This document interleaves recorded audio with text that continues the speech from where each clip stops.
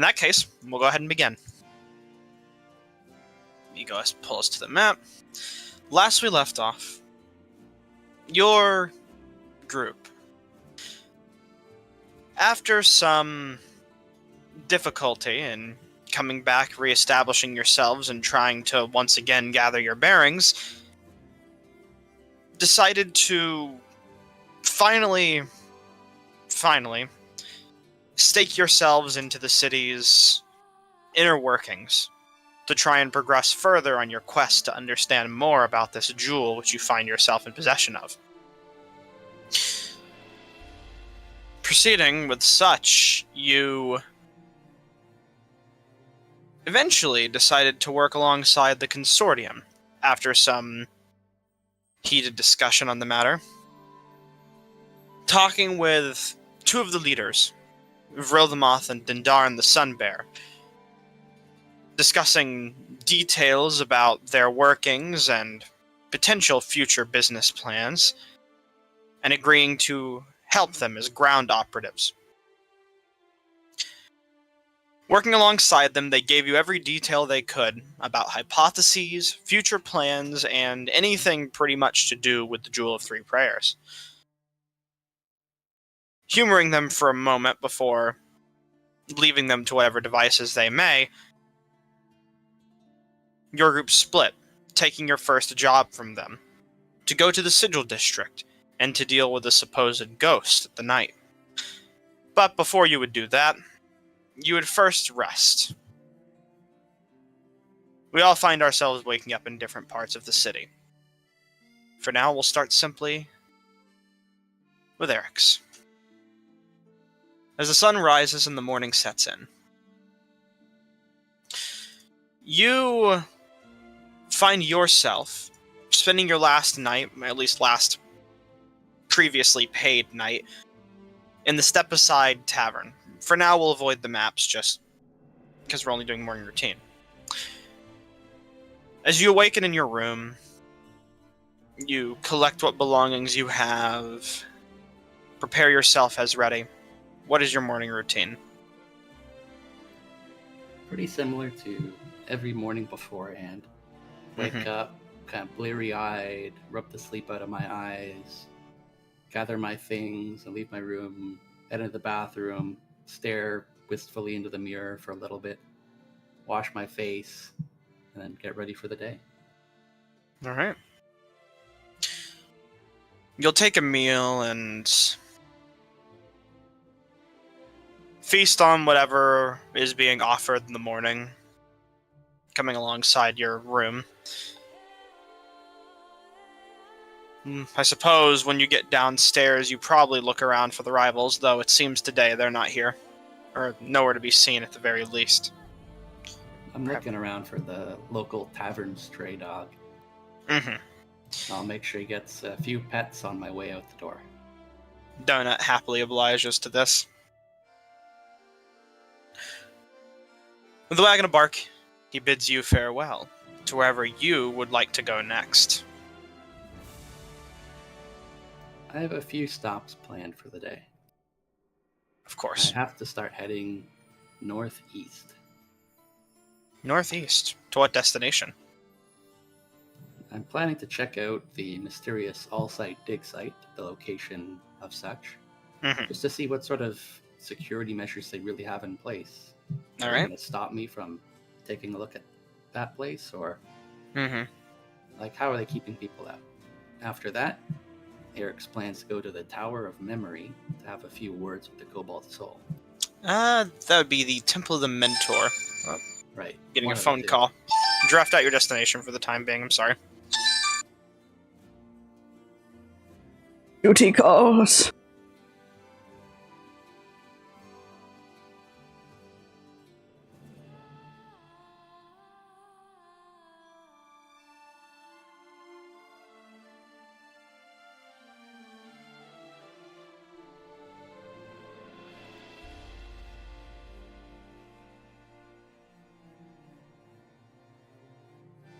Just change the color.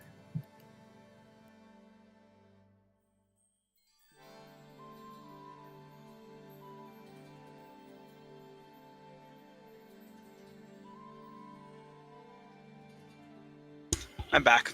Only brief. Alright, so you're going to head towards the Temple of the Mentor. The Tower of Memory. Let me quickly try to recall what that is real quick, just out of curiosity. By that, I mean look it up, honestly. I just want to go to the Temple of the Mentor here. I don't really Right. want to stop at the Tower of Memory. Of course. I was wondering if you were curious about it.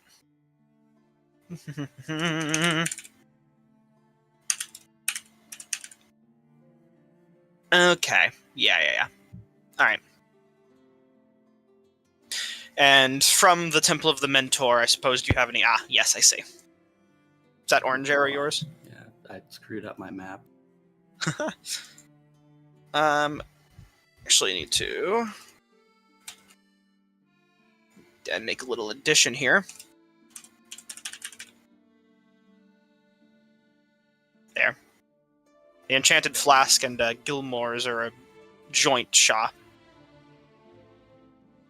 Yeah, so phase 1 of my plan is to follow this dark gray route. Alright. Go check out the mysterious all-site dig site, then switch to the red path, and then the orange path. Wonderful. Sort of 3-stage day plan. Alright, it's a pretty good day plan. Alrighty then. In that case, well, that's on the menu. You'll be heading towards your destination.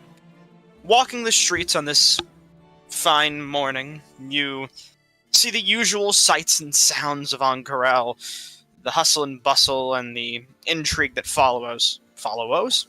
Okay. The side of the city that you're currently on, a lot more peaceful than what you're used to in the bits and pieces that you've found yourselves locked in for quite some time now. This area, you see more grandiose estates and houses, people walking around with a smile almost everywhere they go. Some citizens navigating rooftops to get around to avoid the crowded city streets. Even at some point you see someone dropping clothes onto from a high window onto a pair of sheets to get them down to someone. But either way, is there anything going through Eric's mind as he approaches his first destination? Lingering thoughts and whatnot. Eric's thoughts are lingering on how he left things with the other party members. And he's thinking about how he should say something to them, but I don't think they're ready to hear it yet. Alright. In that case, eventually, as time passes forward and continues to move on, you will make it to your destination. But in the meantime, we'll quickly jump to the others. I'll go ahead and drag your token to where you need to go. Oh, you got it, actually. Just go ahead and put yourself at the destination. On to the others. As the morning greets through the currently blindless windows of the rooms that you find yourself in the first eclipse, Finzyra and Persephone. The two of you are greeted to a fine morning with silence. No knocks, and it doesn't sound like any additional hustle or bustle is currently out in the open at the moment. This is a quieter day, at least for this bar's working order.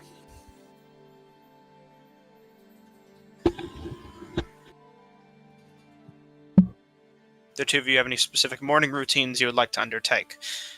You could start with either or. It's up to you. I was under the impression that she fell asleep at the, inside the fucking forge area, but I could be wrong. Is that the case? Alright.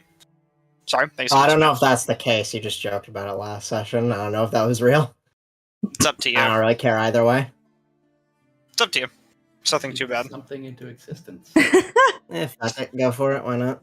Alright, then we'll start with Finzyra for now, so I've already described the first eclipse. Finzyra, what are your morning routines as you're awakened on this day? Well, I am still very minorly paranoid, so I'm going to be, getting up and checking around in the room for anything suspicious. do an investigation check for me, if you may. Okay, I gotta think. Investigation. Yes. Wowie. You're an investigator now. Wow. Groggy 13. ass.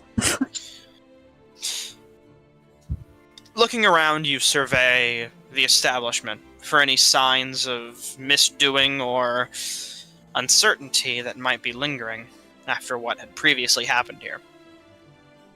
To your joy, and to your paranoia's relief, nothing seems to be off at the moment. Alrighty.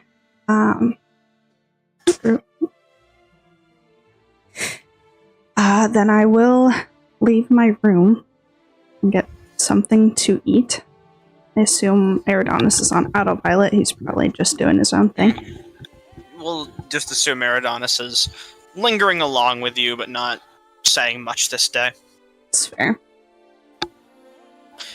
As you walk up to the front counter, Sasterik greets you, the Blue Dragonborn, once again. Good morning. Good morning. Luckily, nothing bad happened while I was here this time. I'd hope not.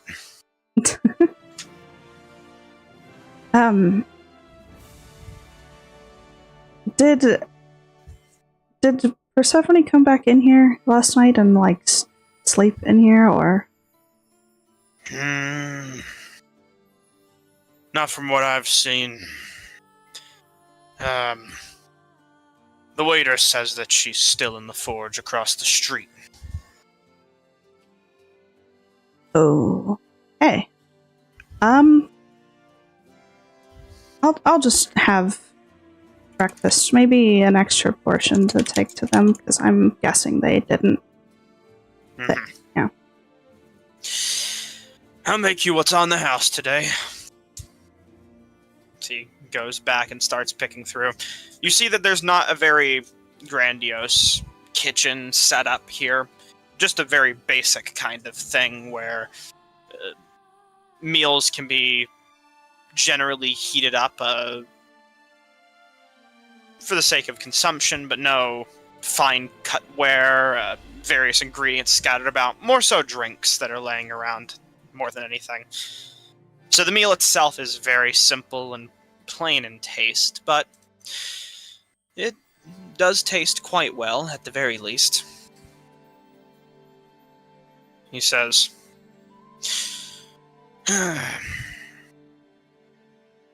holidays are approaching. That's true. Hazel Festival today.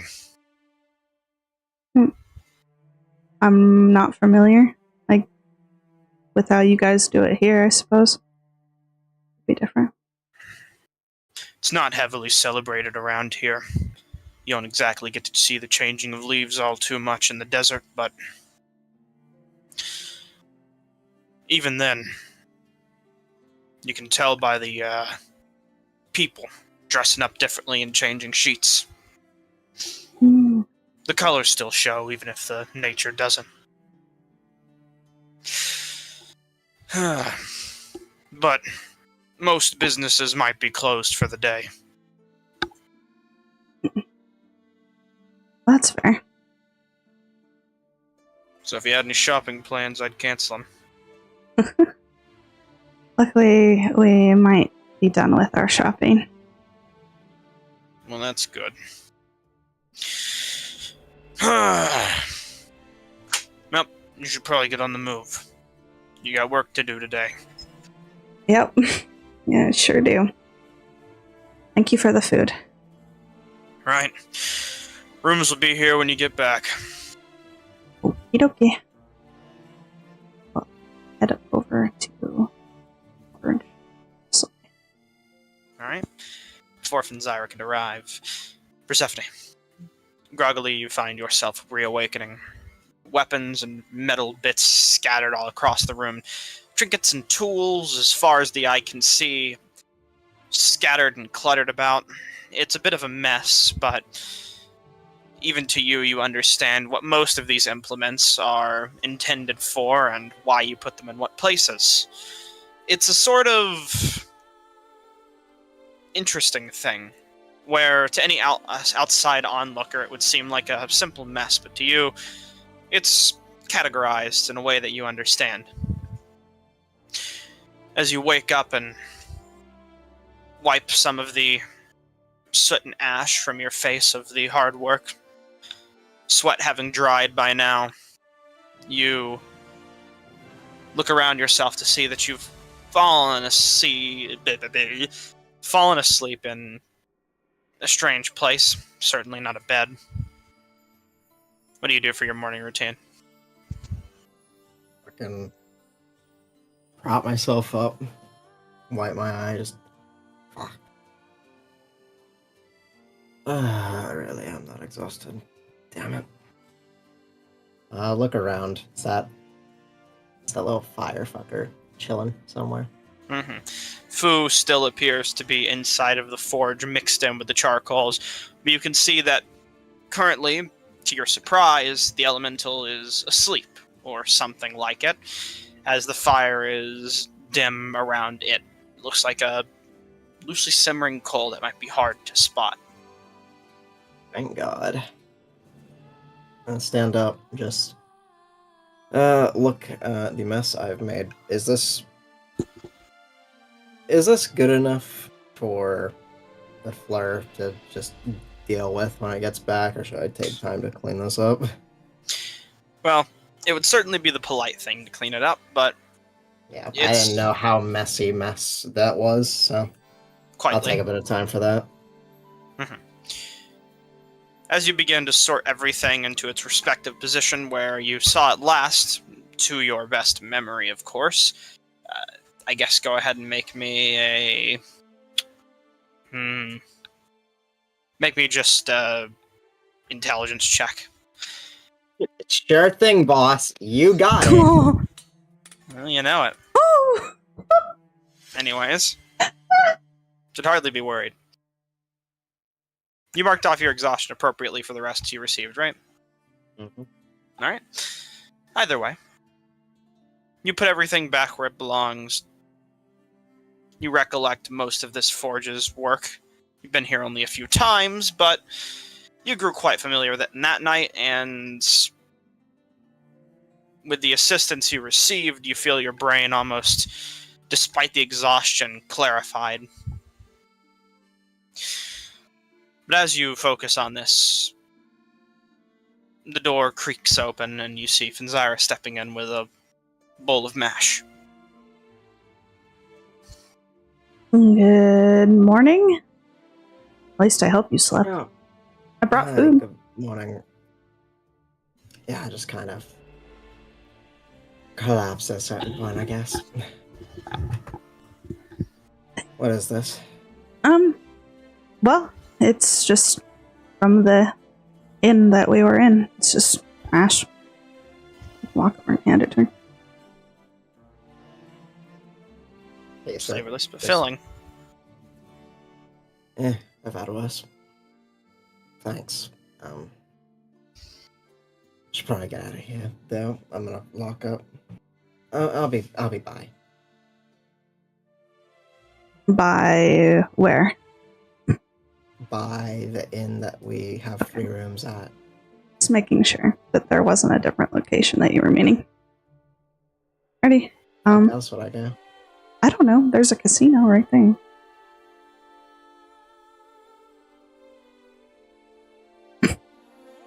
Either way, Right. I'll leave you to it, I guess. Have fun. Walk out. Walk over.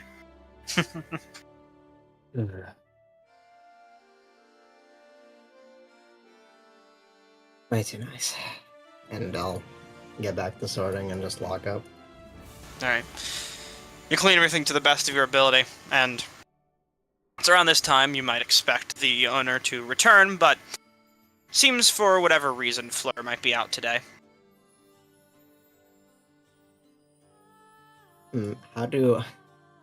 How am I going to lock this up and then still give them back the key? I do not know where they live. There's a flower pot outside. Yeah, I hope they find it, because I'm not doing more work on that.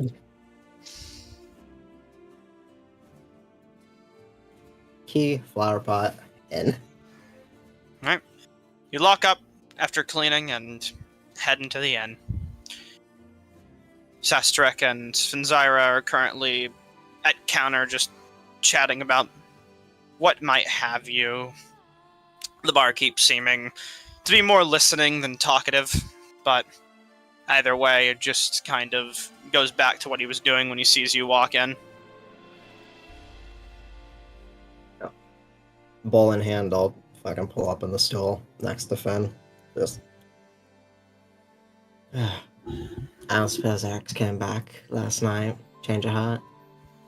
No, I mean, he just Right. wanted to sleep over there. I'm gonna contact him in a bit and see if we can meet up somewhere and talk. Yeah, well, he seems to have his own agenda for the day, so honestly, you might just want to take our Adonis and go find him. But what about you? I don't know. I head to the Sigil District, get our payment. Next a kid. And then AO told me about this fucking spa, I guess. I don't know. Just Where? something to take my mind off of it. By a dome. The Life Dome, I think. Yeah. Oh.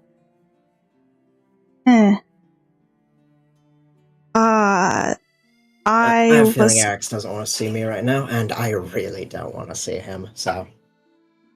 That's very fair. Can you save the River District spa day thing for when I'm there with you? Because that sounds very fun.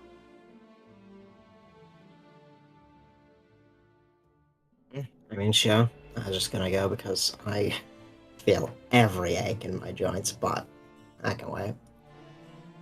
It could be a fun bonding activity, but either way. I think that the best course of action for meeting up with him, with me and Eridonis, would probably be within the walls because there's more guards there. So we can walk together into the Sigil District area, and then I can just meet up with him somewhere, hopefully. I mean, do you even know where he's going? I don't, but that's what sending is for. Seems weird to make the journey and then maybe have to walk across the city anyway. Well, I'd rather, at the very least, be standing inside somewhere safe if I'm going to be in a group smaller than 30 people total, so. Sure, whatever. If it works for you, it works for you.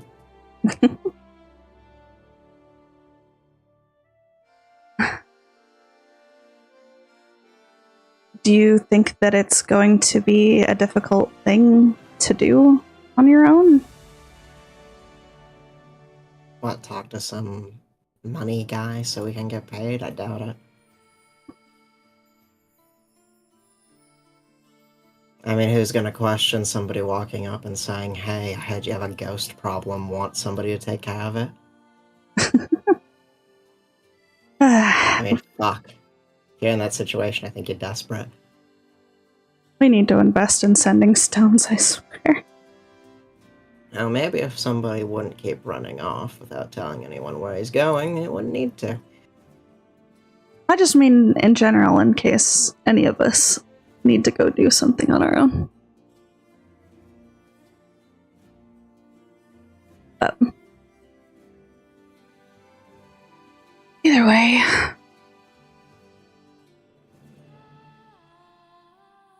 Doesn't help he's doing it with a bag full of ruidium.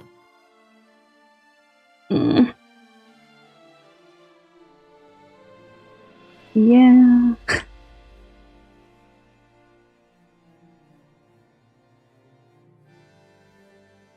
But hopefully after him and I hang out, we can get things back to some sense of normality.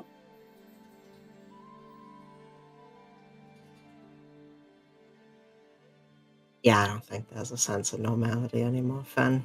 Sorry to say. Well, I'd like to exhaust every option before I succumb to that.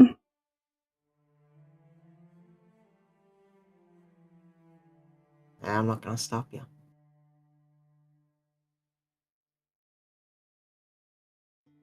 I appreciate it.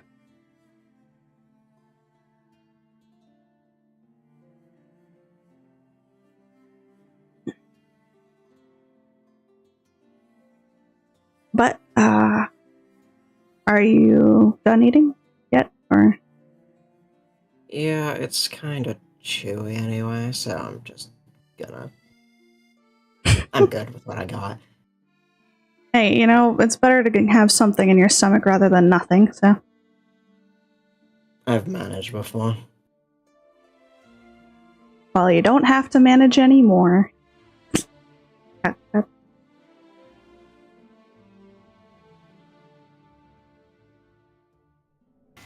was just what was free. Well, off the first. Start getting ready to go. Very well. I'm gonna freshen up. Let me know when you're ready. Oh, I mean, I'm more than ready, so take your time. I was talking to Adonis. Oh, okay.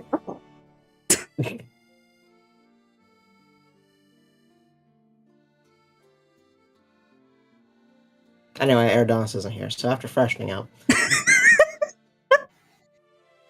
Mm-hmm. You do your best. There's no... At least I believe there isn't. Hold on. I should actually go confirm this. The Suncut Bazaar.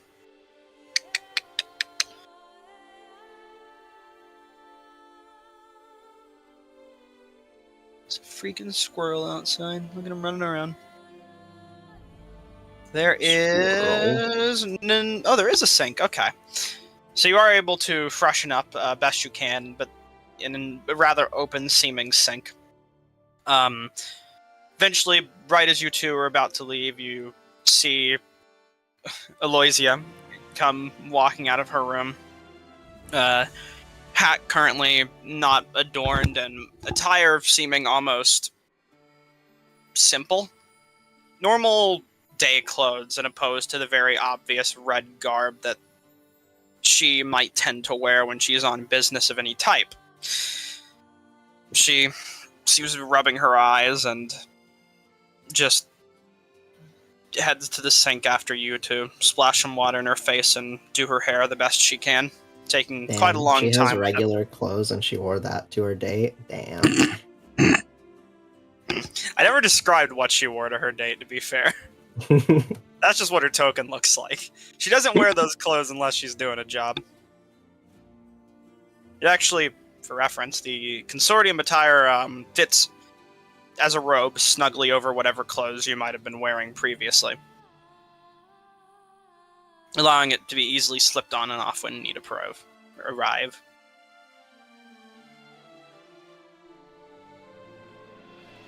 Regardless, after a bit, while the two of you are doing what you do, she'll just walk along and then make eye contact for a few seconds, just acknowledgement of your presence more than anything before heading to the door to leave. What to the two of you? Acknowledgement of presence. I mean, in general. I think we're just ready to head out, right? So. Yeah. Alright then. The two of you make your way for the door, Eridanis at hand, and all of you head out. As you do, walking down the streets, you notice a lot of nearby shops are currently closed or shut for the day, and the streets themselves are decently busy. You head out towards your next destination. If any of you would like to chart out that path, please do. I mean, it's just sigil, so like and wow, we're there. No whimsy, huh? Just walk straight through those houses. I'm sorry, I'm not mapping every curve. Gotta wonder who the real ghost alter is. it for you.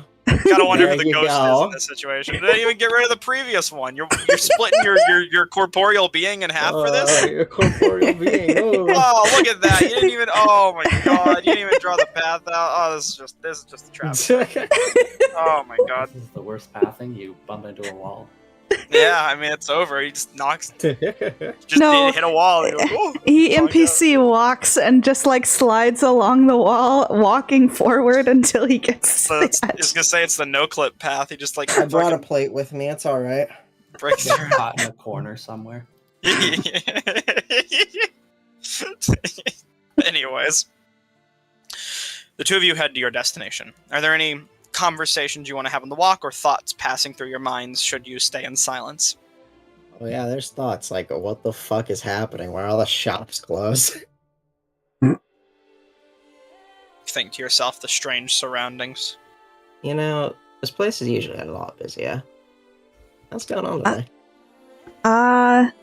It's like a festival, I believe, the turn of the season.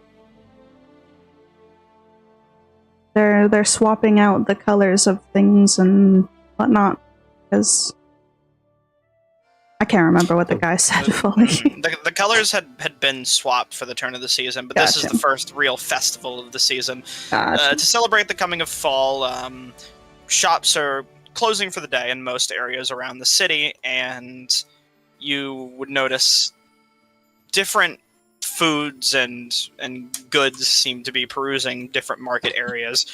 Discounts on some, as shopkeepers are finding themselves in the festive spirit. Fried foods, alcohols, and variety of agricultural goods you don't expect to see in a city like this. Something like that's worth having a festival over, really? Yeah, I mean, people like to find reasons to celebrate. What better reason than the next season, I suppose? I can think of a lot of better reasons, but I guess I'm a bit jaded.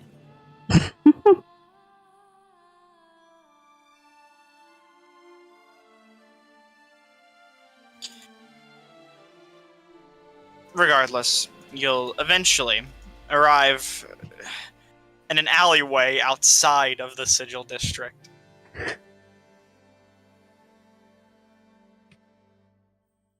Alright, I gotta probably send my message around now. Hold on. Typing up my message, you do what you do.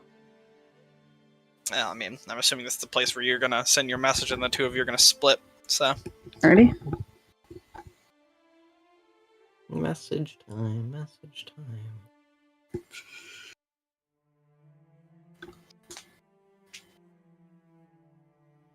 God, I misspelled my word. You're fine. What if I get to this all-site dig site and they just let me in? I mean, that would be something, right? What a shitty module. Yeah, I mean, hey, who knows? Maybe I changed it. Maybe they're just like, yeah, come on in. Yeah, you know, it's actually just like Curse of Strahd. You can just walk right in. I used my one dice roll this whole session just to persuade the guards. Your one whole dice. Oh, look at that face. How can we I not already let him in? spent my one skill check for today, so I can't roll anymore. No, you can still roll. You will probably No, you can only still roll have one to die roll. per session, Karma. Haven't you been paying attention? Anyway, That's what we're doing now. Gotta get more combats in here then. I'll write that down for later. Alright, I am going to do my sending. Hit this button to consume the spell slot.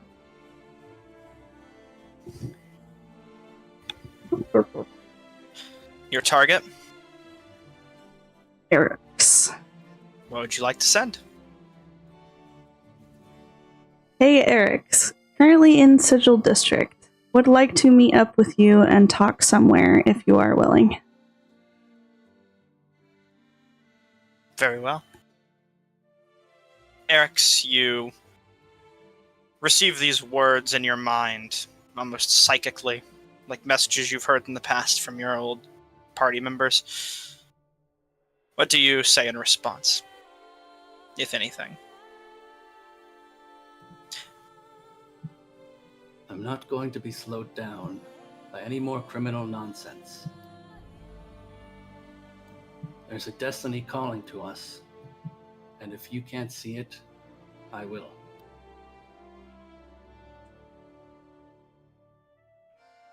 Alright, well, motherfucker's gonna make me use another spell slot. Of course. Meantime, to describe while you're planning out that next sending, Eric's, around this point, you would be arriving close to the dig site, to your knowledge, and still walking along as you're saying such out to the wind. Are there any signs of like security in the area, like more of those Definitely. guards that I've been told about? Mm-hmm. As you're walking along, make me a perception check. Nuts. There goes my one roll, guys. Not rolling terribly today. We spent all of our rolls for this session because Adonis isn't here. You look to nearby building tops and corner alleys.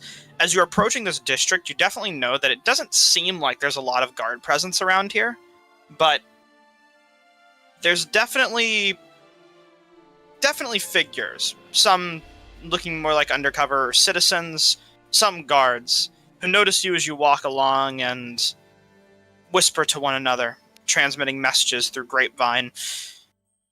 The houses around this area even seem cleared out and emptied, almost making an illusion of a sort of ghost town, besides the occasional civilian who walks through this area.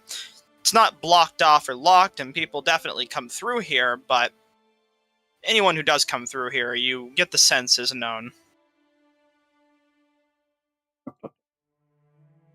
Can I, with my perception check, I see like there's probably like the people who come through here on their route to work or whatever, who look like they're just commoners trying to quickly hurry past.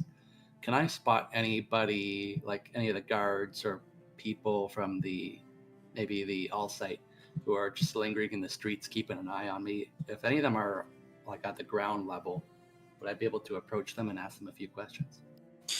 I'll say you would see what looks like a scholarly folk, and the attire definitely reminiscent of the Allegiance of All Sight symbol and all, currently walking down the street with leisure, talking to one of the nearby citizens. They seem to cut up a laugh, some sort of joke as they're going along, and you'll approach them to speak.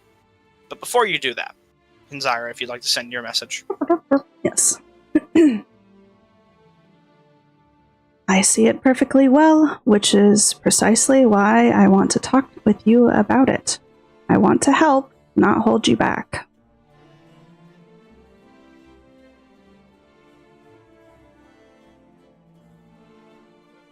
I will reply to this sending telepathically so I don't look like a psycho. This is a bit before you get... Yeah. This is a bit before you see those people, I would say, just for the sake of clarity. Is it noon right now? Is that the correct time? Yeah, I'd say... Well, hold on. Let's jump a little bit forward. I'd say it's around 1 at this point. So I woke up at the tavern, I walked here, and now it's 1 o'clock? Yeah. Alright, so that was like a half day. Travel time in this city is Hold on. special, man. What time did you wake up? I think it was... I think I skipped the clock ahead to like 11:30 or something like that. Yeah, I probably would have woken up at like 8. 8? Yeah, that's a normal time to wake up when you're a paladin. Oh dear. Okay, well if it's 8 o'clock, this would be much earlier in the day. I just kind of skipped the clock ahead to like to like 11:30 right off the clock, which is why it happened. Ned's basing it off of how we actually wake up in real life. I mean, I just assumed you wouldn't really start your day until you've, done whatever you want to do in the morning. But Get food, leave. so be it. In that case, it'd probably be around 8, damn it. Or so around, 10 at this point. Alright, and I guess for the sake of not breaking the continuity, I imagine that it's Eric's timeline is a little offset from the other two, because unless they woke up early too, I don't know. I just assume they woke up early as well, just for the sake of keeping things as they are. Alright. And I'll respond. I'm going to be at the Temple of the Mentor later today, around noon. If you can get there, I'll talk.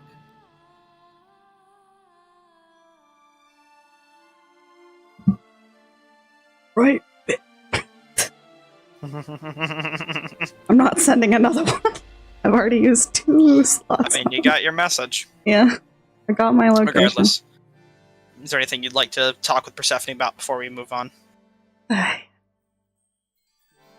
Well, it seems like I have... Looks up at the sky. Yeah, roughly 2 hours until I get to go and talk with him. So, you have Really me... making you wait that long? Yeah, but, he's going somewhere that I ended up wanting to go at some point anyway, so it's not really that big of a deal.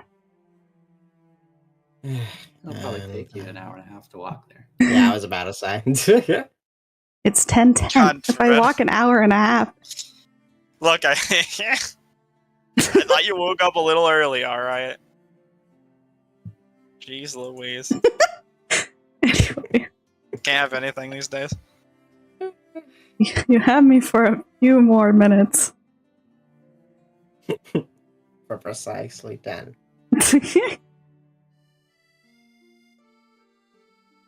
So you gonna tell me what that is? Well, I thought you were avoiding going over to talk to him, but I mean, in case something does happen. But, I should probably know. Yes, in case something does happen. The Temple of the Mentor is what he said, which is, I believe, the place where the Cobalt Soul are. Oh, actually, the other end of town, lovely.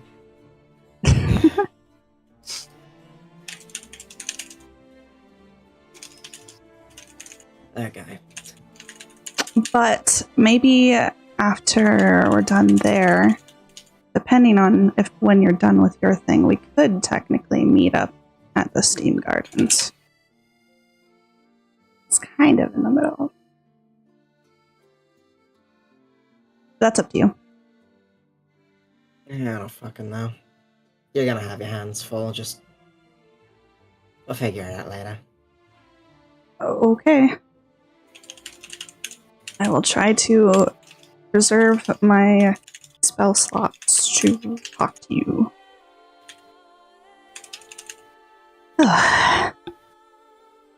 Oh boy. You're gonna be alright? I should be. I don't imagine that Eric's would let me get into much trouble when I'm with him, so. Meant on the way there. I mean, I'll be alright. Yeah. And hey, I know I'm probably not the best for it right now, but if you need to, we can talk. A lot of things happened the past week, and so... And I can only imagine you have questions about what I said yesterday, so... Yeah, but I'm doing a sort of order of operations at the moment. I can talk with you after I am not saying right now. I know. I'm just letting you know that I'm here. For better or worse. Well, I am glad that you're here, and I will make sure that the air is clear between us going forward.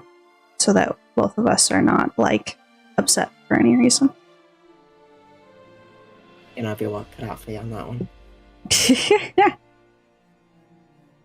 Yeah, but it's not bad work. It doesn't make me upset.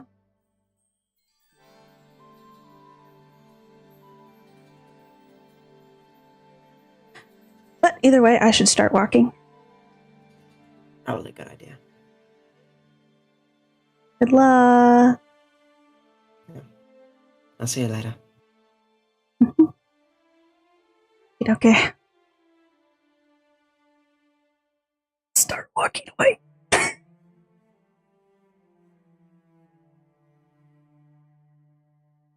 Oi.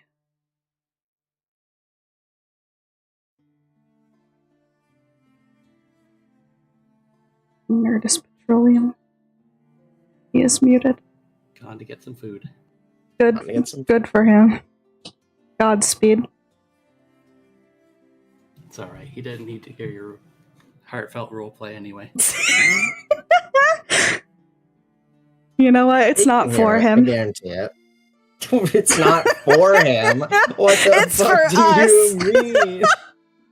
It's for us, the players. It's not for him. Motherfucker, he is the game. It's for him. He helps us get from point A to point B, but we can talk to each other. See how many maps on this. We could go to the library. We could go to the Tower of Memory. Eric, I do need to ask, why are you Batman on the title screen? Because that's how he's being right now. Is he? Yeah, that's how he sees himself. I'm Batman. I'm Eric's. I'm gonna right the wrongs in this city by myself if I have to. How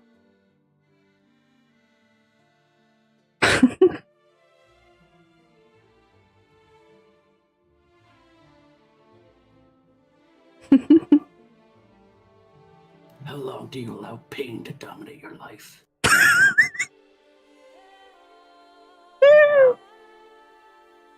It's not who I am underneath, but what I do that defines me. I love how when we first started this campaign, that's like very, very close to the voice that you used for Harris. The Batman voice. The Batman. The Batman.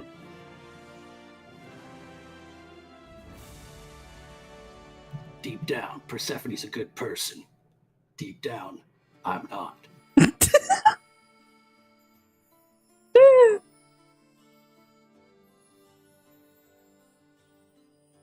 Other Batman quotes can I find?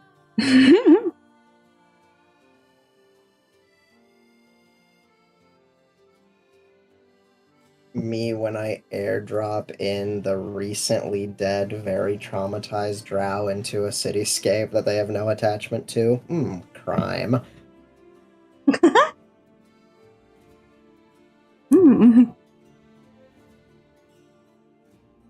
A secret ingredient. I'm just gonna start doing the Christian Bale Batman voice from now on. Where is she? I'm not wearing any hockey pads. Where is the Apotheon? Tell us about the Jewel of Three Prayers. I can't kill you, but I don't have to save you. My God.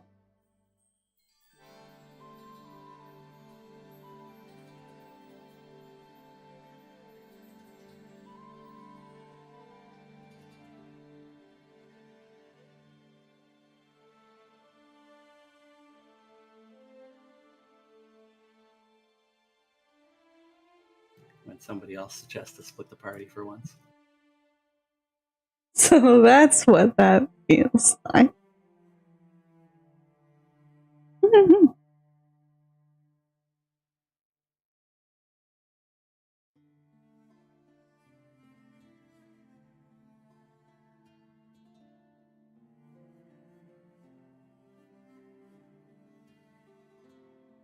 I'm sure this is going to work out great for everyone. Sure. That's good. That's good to come back to. Anyways, to carry on. So Persephone and Finzara, the two of you conclude your conversation. After finishing it up, do the two of you split off and head your separate ways, or where would you like to go? I'm making my journey over in All right. yonder. You'll begin to your destination. Persephone, I'm assuming you'll be heading into the Sigil District. Correct. Alrighty, yeah. Guess we assume Eridanis is going with Finzira in this case? Correct. Alrighty then. With that in mind, Eric's, back to you. On the streets, you spot a scholar of some type. It looks to be a tiefling. Purple-skinned, large horns, and jewelry is all about. You notice a small set of armor that they seem to be wearing, thin but protective for the most part. And walking next to them seems to be some sort of half-orc man wearing a cloaked hood, which is currently down at the moment, with long braided hair and two tusks pronounced on the front of the face. As they seem to be talking to one another and walking across the street. You approach. These seem like people that could help me, so I'll approach them. Mm-hmm. And I will introduce myself politely. I'll say, good morning. Tiefling, who you can identify as a member of the Allegiance, speaks up. Good morning. I was wondering if I could borrow a moment of your time. Of course. Suppose we have a minute? Looks down to the half-orc, and the half-orc nods. I suppose I'll start at the beginning. My name is Eric Stormrider, and I'm an adventurer who's investigating this ruidium that's been popping up all over the world recently. And look to one another. Speaking. I have some information that might be very valuable to your on-site guild. But I would like to discuss it more in detail if you have the time. They look to one another, and the tiefling says, looking mainly and addressing the half-orc, saying this, I've got business today. Working on the clock. It's a busy one. The half-orc says, I can take care of this business if you want to go handle that. Tiefling says, I'll owe you one. And just kind of, the half-orc looks back to you and says, if you want to go with me, we can talk about it. Somewhere nicer than this, you know, so we're not in the middle of the road. The friend here's got to go, though. It's a busy day. I understand. Kind of nods and says, the tiefling, have a good day to you. If you spot me again, then I can help you in the future. And walks off without another word. The half-orc says, follow me. We got a nice place nearby. Bench. Walking over. I understand that the Allegiance of Onsite places a lot of value on historical artifacts and archaeology. Oh, yes. Most certainly. We have excavators and archaeologists scouring the desert, sometimes every day. Many missions are always out around these times. But our business spans far and wide. Does your business span as far as Jagao, by any chance?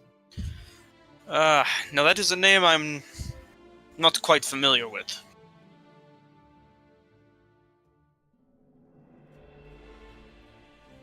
It's in the Kryn dynasty. It's a small port city, run mostly by goblinoids and the type. I understand. What I'm getting at is, when I was in Jagao not too long ago, I discovered something along with my friends. And I'll point to the Jewel 3 prayers hanging around my neck.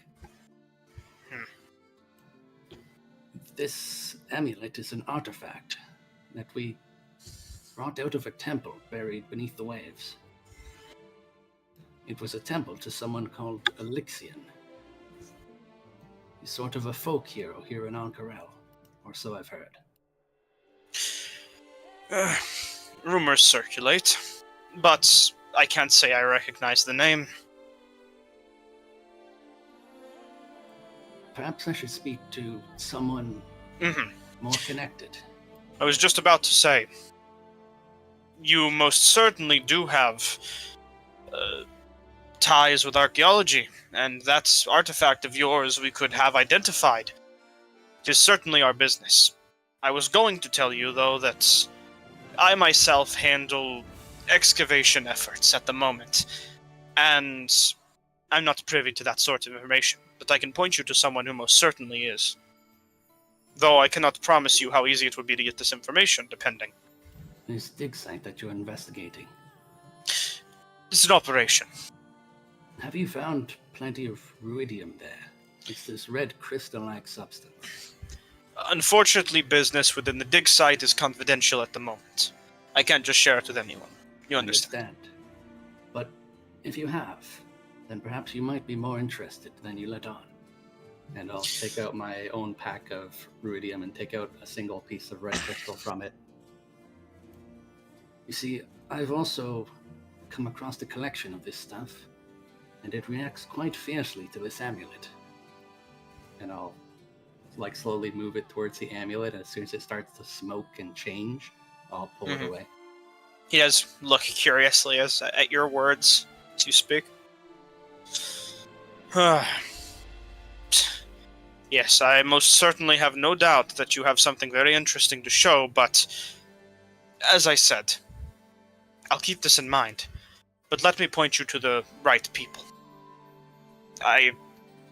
You do not want to be speaking to me. Do you think that perhaps I could get a guided tour of your dig site? Under guard, of course. Unfortunately not. The dig site is a secretive operation at the moment. It's heavily guarded, and if approached, you'll be turned away if you don't have the proper credentials. How do I get those credentials? As I was saying, that would be heading to the Crystal Chateau, or I suppose on this day... Just give me 1 second to quickly get some names here. There. Look.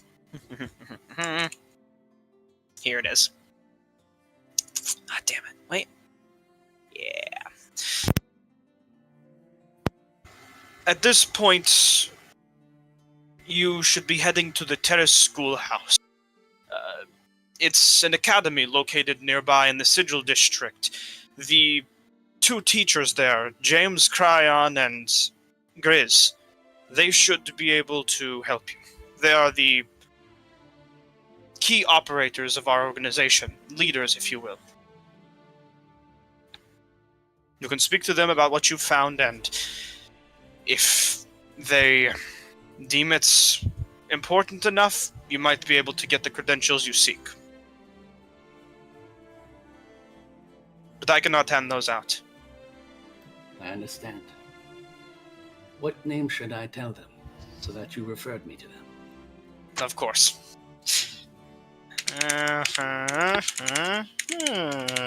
Sure.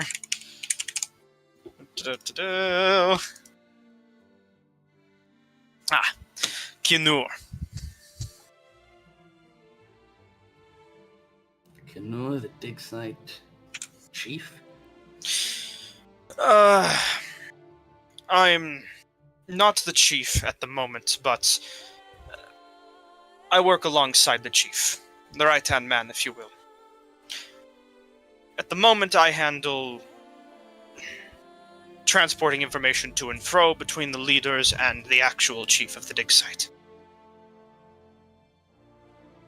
I would give you names, but as I said, it's a secretive operation. Very right. Well, I will look forward to speaking with your James Cryon and Grizz. Please do. On the morrow. Yes, please do. You have much to share, I'm sure, but as much as I do wish I could tell you more, if you go through the right channels, I'm sure you can get the answers you seek. I'm afraid I have an appointment with the Cobalt Soul next. Making all sorts of rounds through the city. Well, they are not far from here. Do you need me to point you in their destination? Or location? I've been to their temple once before. Of course. They should be open today, even though the festival is going on. I suppose I've been meaning to ask too. What is this festival that everyone seems so caught up in? It's the Hazel Festival. It's celebrated more overseas, but a lot of the citizens in Ankarel are people from all across the world. Very diverse community here. And because of that, tradition has carried over. It's mostly a harvest festival, but a lot of gardening doesn't happen here. We get most of our crops shipped in, besides the gardens, of course. So, people celebrate in what ways they can, mainly through decorations and through holiday, closing businesses and taking days off to spend with family and friends. I understand. If you're... Well, I suppose if I don't make it to James and Grizz today, can I leave you my name to leave with your superiors? Of course, I could transfer your information you've given me to James and Grizz. If they leave a message for me at Step Aside Tavern, you'll be able to receive it there. Very well. We should be able to reach you with just name alone. Thank you very much. Your name? Eric Stormrider, as I'd said before. Of course. Well, Stormrider, I wish you luck dealing with the Cobalt Soul. As I said, you're free to pass through here at your own leisure. Just try to avoid going anywhere near the dig site if you don't want to get turned away. And I wish you luck with your excavation. I hope you find whatever it is at the bottom of that pit. I'm sure we will. News about the dig site itself should come out hopefully soon. I'll stand up and offer my hand a shake. Shakes your hand. There's many signs and posters pointing in the direction of the site that will warn you if you're getting too close. Have a good day. I don't intend to. Close to the all-site dig site is added. You understand what my meaning was. Of course. He'll turn though and say, I'll talk with Cryon later. Goodbye. Good day to you. Walks away.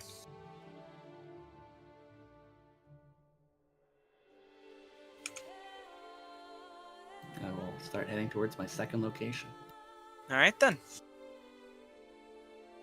As you're on way to your second route, I suppose next we will find ourselves with Persephone. Persephone. You find your way to the Sigil District. Let me go ahead and just whoop, whoop, whoop. Put you here. Cool. And get you a nice token on the right map. This is the first visit to the Sigil District proper this campaign. Campagne.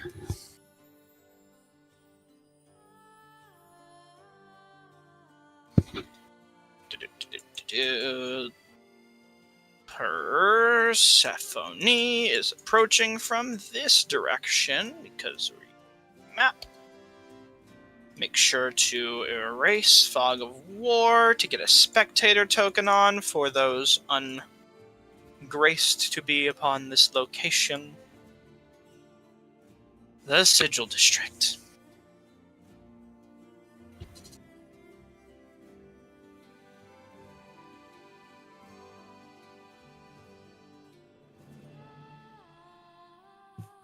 Loaded with yippee. Okay.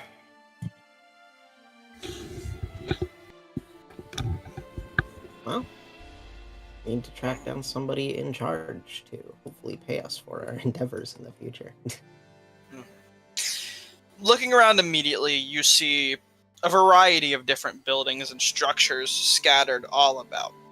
Most of them you can head inside of, but to describe the big one right here, since you, at the moment, just can't just walk into it and go through the door, it seems two high-class guards, palace guardsmen, wearing this almost strangely draconian-looking metal armor, seem to be standing watch at a location you see many citizens walking in and out of from time to time, the Crystal Chateau, the headquarters and museum of the Allegiance of Allsight. Fucking gross.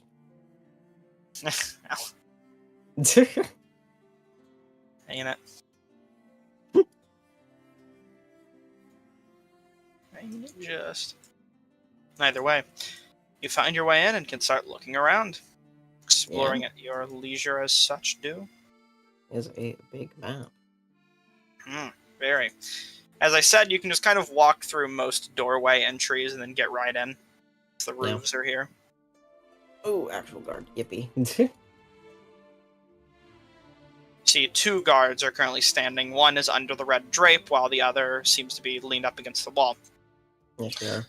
Proper Palace city guard, guards, right? This isn't like a bodyguard situation. Yeah, these are city guards. Okay. Cool.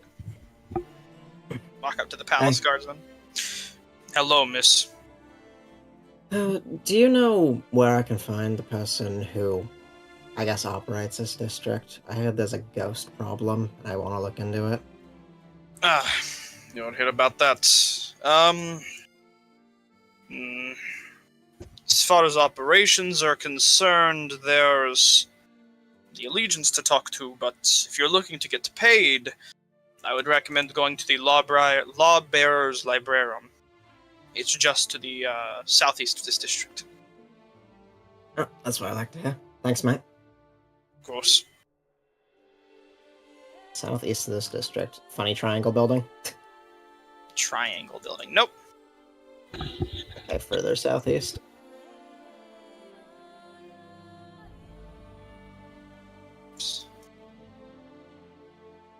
Down here. Is that pesky spectator? There it is. The pesky spectator. Pesky spectator. Where'd our spectator token go? Huh? It's right here. Oh, I wanted to peek in all the windows. Oh, dear goodness. This up? Sign outside? Yes. Lawbearers Ooh. Librarium.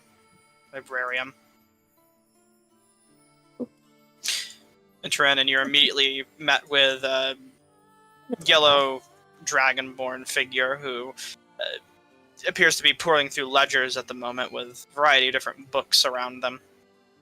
Hello. Hey.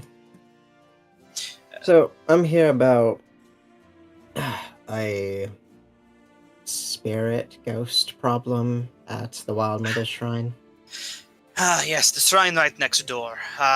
We've been having spirits there recently. It's usually used as just a nice park or somewhere to get shade in the heat, but at night people report ghostly wails and spiritual cold chills. If you're here to deal with it, that's wonderful. Yeah, I got told this was the place to ask. I've got a group of people who are willing to look into it, just not for free. Of course. I'll say we could offer... depending on the type of spirits, up to 2,500 gold. Assuming it's something that can be done overnight.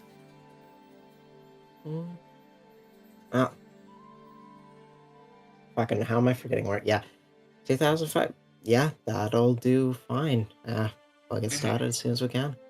It's a problem for some time now. Make me a history check with advantage. This is more of a recollection of memory than an actual pouring of history. Alright. It's fine. Anyways.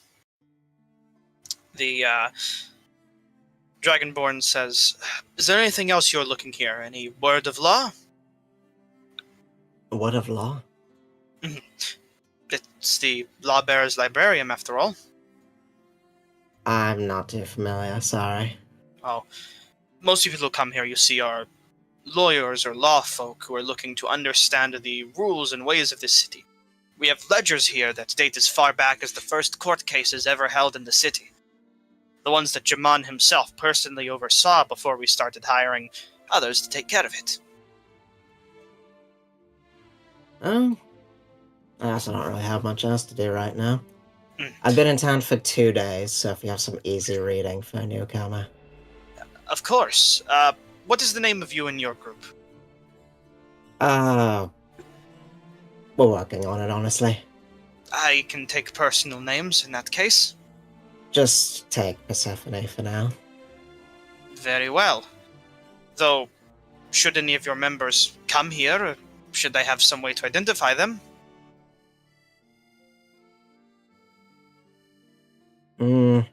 Yeah, right.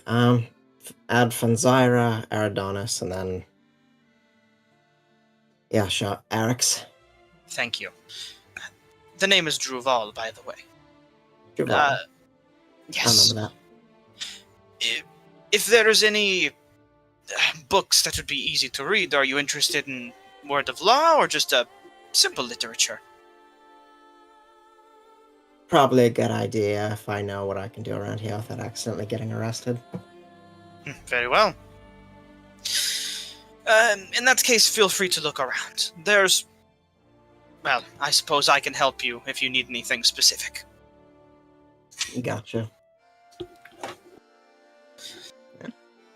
Browse a little, why not? Alright.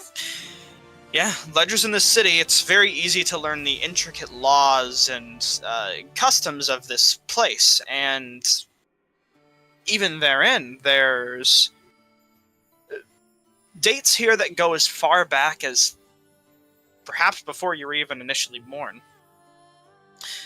This city's history told through simply law, describing the intricacies of the hierarchy of this city, Jaman's rule over it ever since he first established himself as the leader of this town, king in this case, I suppose, and just generally the processing of how law has changed and the ways that court has been held and justice has been served, greatly being refined over the years as new rules have been established and court itself has been made almost simple to understand. This place has books which help describe the intricacies of how to defend yourself in such cases of wrongful accusations or what might have you. It's a good place, and you can learn all of the laws of the city. Is there anything specifically you're looking into? No, not really. I'm basically just browsing, and then I might pick out a small book to glance over, and then probably get out of here. Make me a investigation or perception check. If you're not going to ask for any specific ledgers. Just looking for something interesting. What's your passive? Which is what I should have asked in the first place. Admittedly. 14. 14. Okay. But I also, just... I believe 9 with the -5 exhaustion. Does exhaustion apply to passives as well?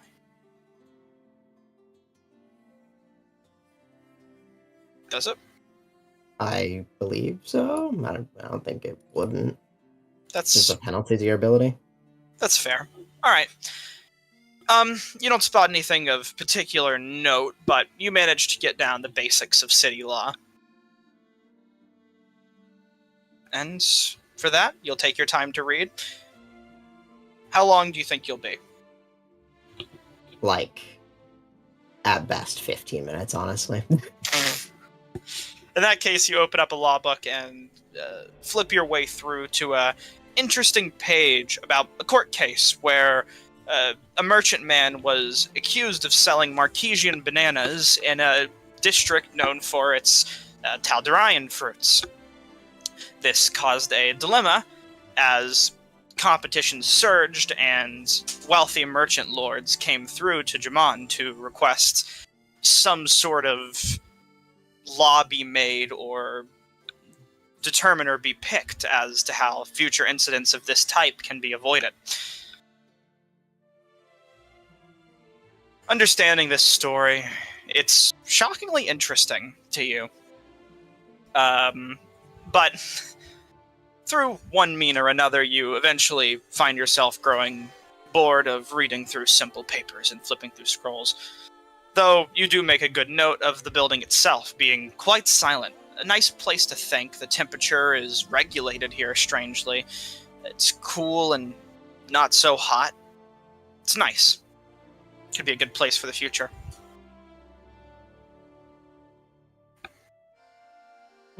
Yeah, we'll bring fun around here. Might like it.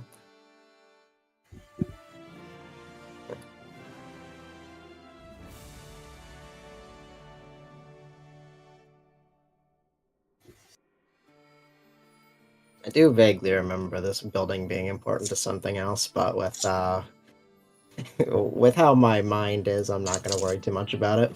So, on top of that, Shrine of the Wild Mother in the city. Is that, like, nearby still? Like, on this map? Directly next to you, do you see the big tree? Okay, got it. Yeah, that's what I was thinking, but figured I'd check it out. Might as well case the place before, because just have to come back here at night. This is surprisingly not that, Yeah, you would recognize it's not an open place of worship more than it is just a simple shrine. Something to walk about where this massive tree, not common in the city, is displayed in full growth. You see carvings, or not carvings on the bark, I suppose, for the sake of maintenance, but little plaques of wood that seem to be hanging from loose branches all across, like Christmas tree ornaments, having names or promises written in a variety of different languages and words. It's a quiet place. You see no large, openly depiction of the goddess herself or anything of that matter, just a place the Wild Mother's presence is truly felt. Is this like a shed? Mm-hmm. It seems to be a locked gardener's shed. Locked gardener shed. No windows or any way to peek inside at the moment. Anyone around? At the moment, where? Just in the park in general?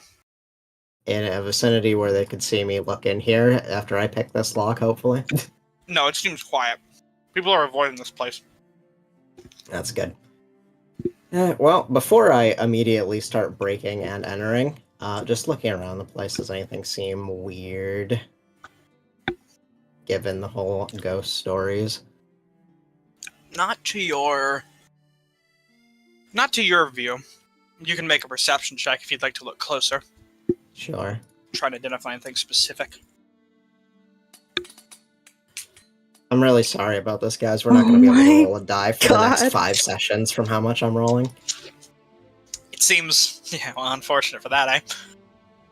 It seems devoid of any specific clues at the moment.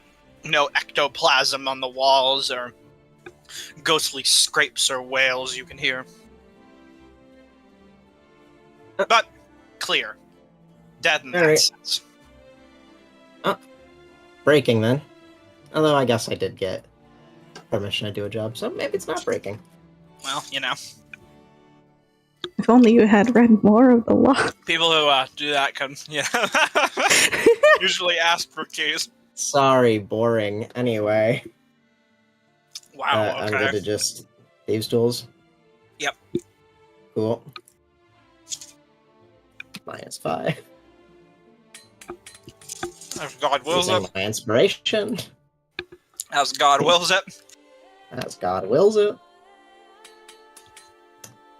Okay, I thought that was gonna be a 4. It's not bad. 17, huh? Man, we're rolling big today, aren't we? No.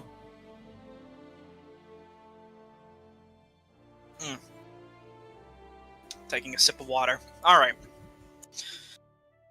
It's a rusted lock, and as you work away at it, eventually it almost kind of just falls apart. As if it's not particularly even hardly locked. It's an incredibly easy check. The door I'll put creaks that together at when I your- leave.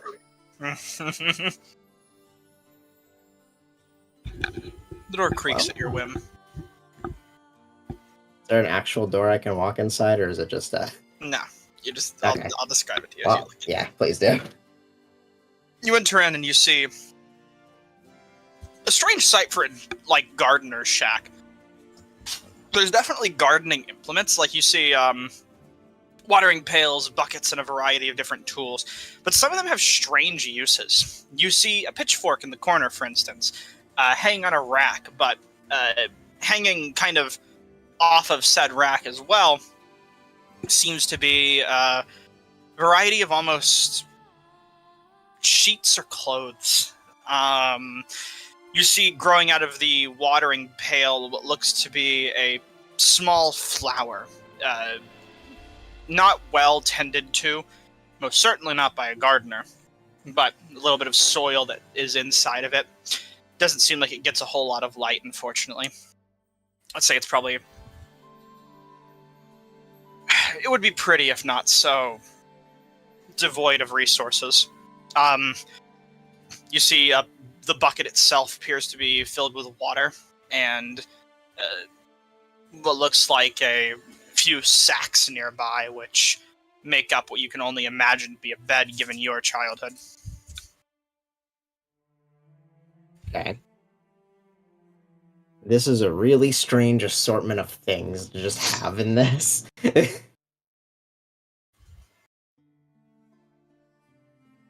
If I upturn some of those sacks, is there like anything in them? Because there's gotta be something more to this. Something's off. Make an investigation check as you're looking around with advantage. Alright. Mom's a gardener. I know what goes into sheds. Kind of. I know sheds. I know sheds. You poke around for a bit and turn over what you can, and you see, besides the usual description, small trinkets that seem to be just scattered about. Different things and knickknacks that you can't imagine having much use besides sentiment or just looks. A nice-looking rock, a particularly interesting badge that might have gotten dropped in the ground somewhere from an Allegiance member who was careless with their securing of it. Things like that. Writing utensil or writing tools, but no paper. Empty bowls. Things of such sort.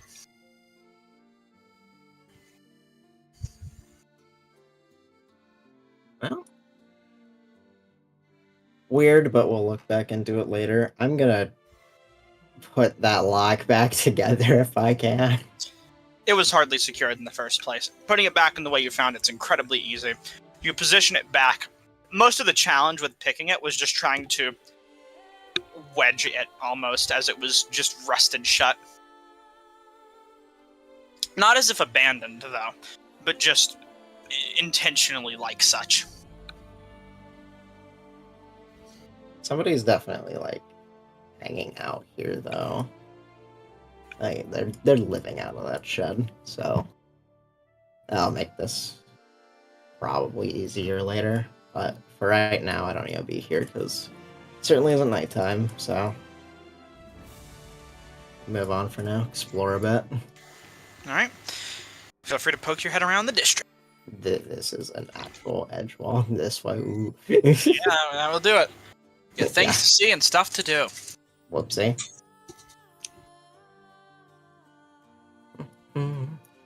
At this point, I'm probably just going around to all the different buildings, seeing what's around. I don't know if you want to hop back over there for a bit.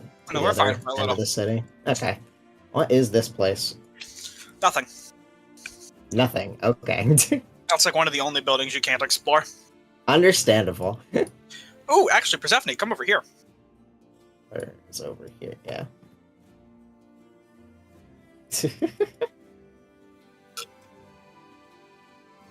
If you come right over here, you can see the alleyway where Raj tried to kill Eric's. That's a great idea. Except you walled this off from that moment, so I can't see it. It's still walled. It's walled off. You can see the alleyway where Raj tried to kill Eric's. Man, this alleyway seems familiar somehow. I don't know. There's a few blood splatters. Is this guard asleep? Yeah, he's sleeping on some sacks, dude. Leave him alone. It's a peaceful district. Bro's slacking on the job. Are you pinging the child? Why are you pinging the child? D&D players are always ready for murder. I'm not gonna disturb this guard's sleep. There's nothing special about him. What's happening over here? Is it just a market stall? Yeah, you see a mother and her child here talking with some orc man, maybe a friend of the family that they know. That's cool. Does this child have an apple and a beetle?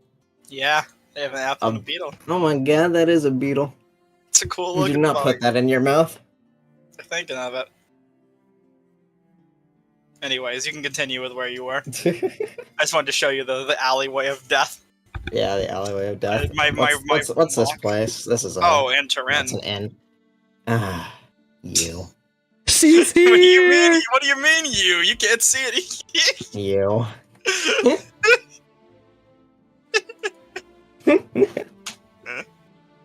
God. Let me go ahead and get to the Sigil District map real quick. Why is it canon that all bartenders are dragonborn and all waitstaff are Jack? What do you mean all bartenders are dragonborn? How many Okay, there was one dragonborn bartender and it was Sasterik. The others are like varying races. The one that you went to all the time is a fire genasi, and then there was a human one you'd met. This is a lizard folk too. Thank you very much. Came up when I looked up lizard folk barkeep on fucking Pinterest.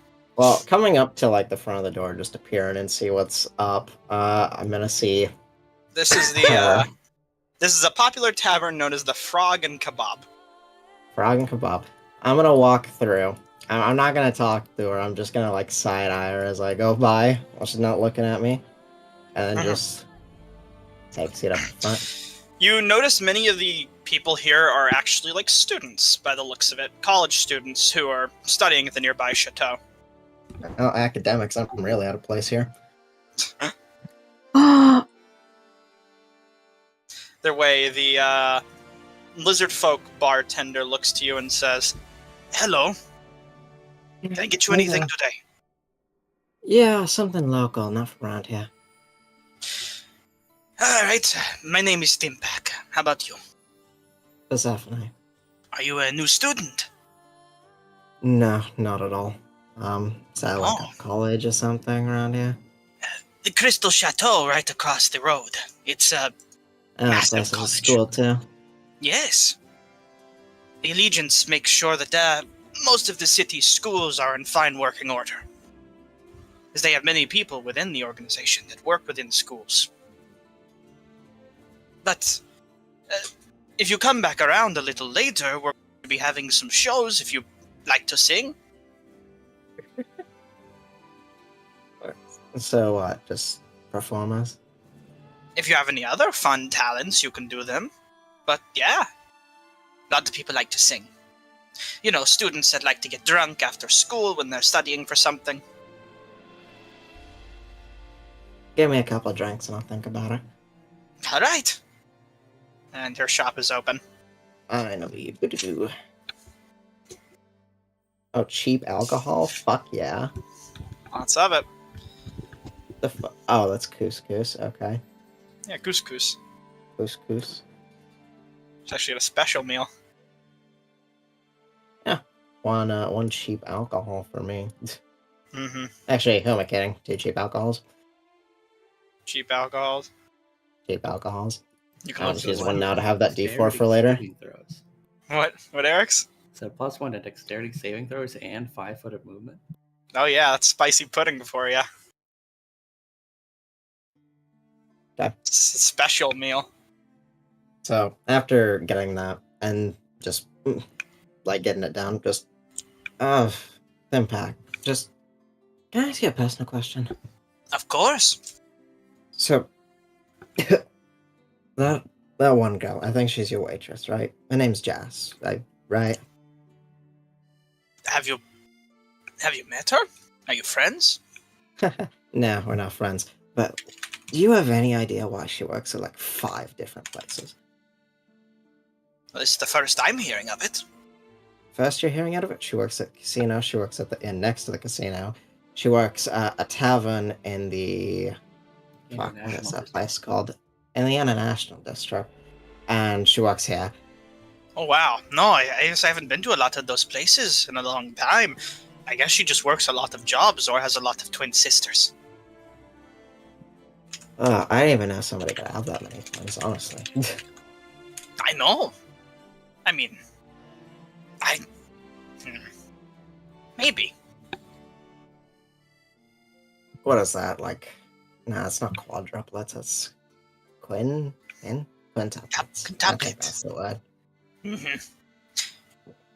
Well, if you want, you could go talk with her. I could call her over. I hired her a while back, I would say probably a few weeks. She was just looking for a nice place to work, and, well, sometimes when college is starting back up, we have a lot of people coming through, so having someone to help organize stuff is good. Oh, she's not very talkative. Honestly, fuck it, I could use some talking. Alright. Jas, can you come on over, please? Someone knows you. See the deadpan expressioned waitress turn towards you and just kind of stand up out of the chair and just start walking over, slowly. Is there something I can get you? Kinda. Just want to chat.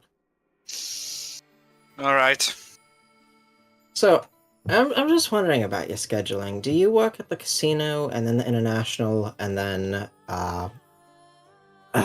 then here? Like, what's your deal? You work so many places. Impact says, yeah, it's the first time I'm hearing about you doing this, Jas.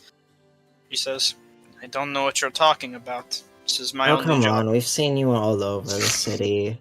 It's been the entire week. Every time we show up somewhere, you're right there. Stares daggers at you. Not intentionally, but just deadly looking towards you. No, this is it. I work here, I eat, and then I go to bed.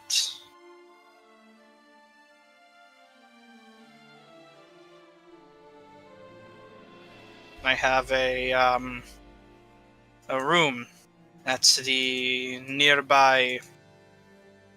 This is just me forgetting.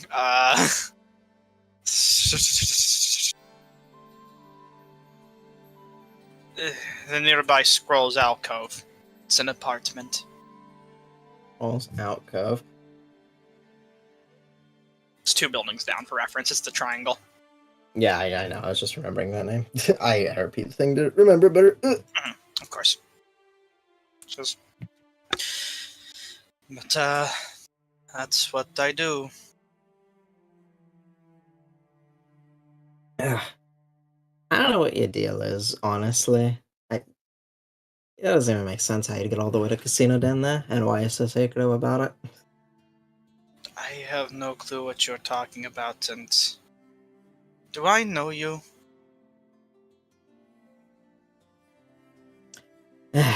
Alright.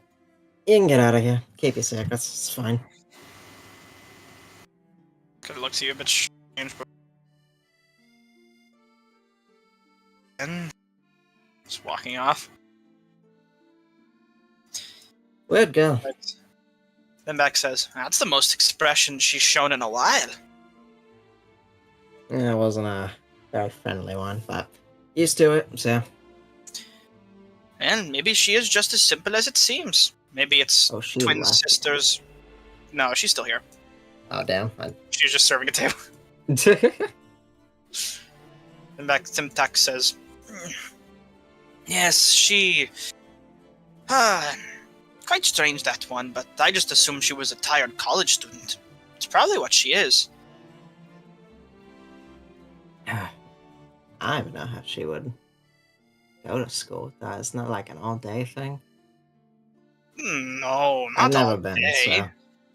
No. It's only usually for a few hours a day, depending on the course, but it can be longer if multiple courses are taken. Every once in a while, those students will just come here on break. Some people work jobs around here to help make money to pay for college supplies. Honestly, I respect it. I couldn't do it. Way too stuffy sounding. Sometimes we collect supplies from students who have finished their courses, graduated, and we hold little games to give them out to newer students. That's what the stage is for. Is that part of the performances tonight? No, not on this night. Not on this night. But hopefully the colleges, once they let out, sooner than later, things could be interesting. But, I don't know what to tell you about Jess. If you want to keep talking with her in private, you may. Maybe she's just not a people person. Hey, I'm not gonna bother your workers the whole time I'm here. I appreciate that. Well, is there anything else I can get you then? No, I think I'm good. Alright. Just stopping by for a bit, so... Have a good day. Come by anytime. Hey, Bring you your too. friends. I might.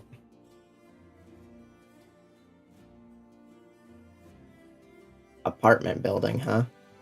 Mm-hmm. 2 buildings down. Mm-hmm. Give me a second. Clink, clonk.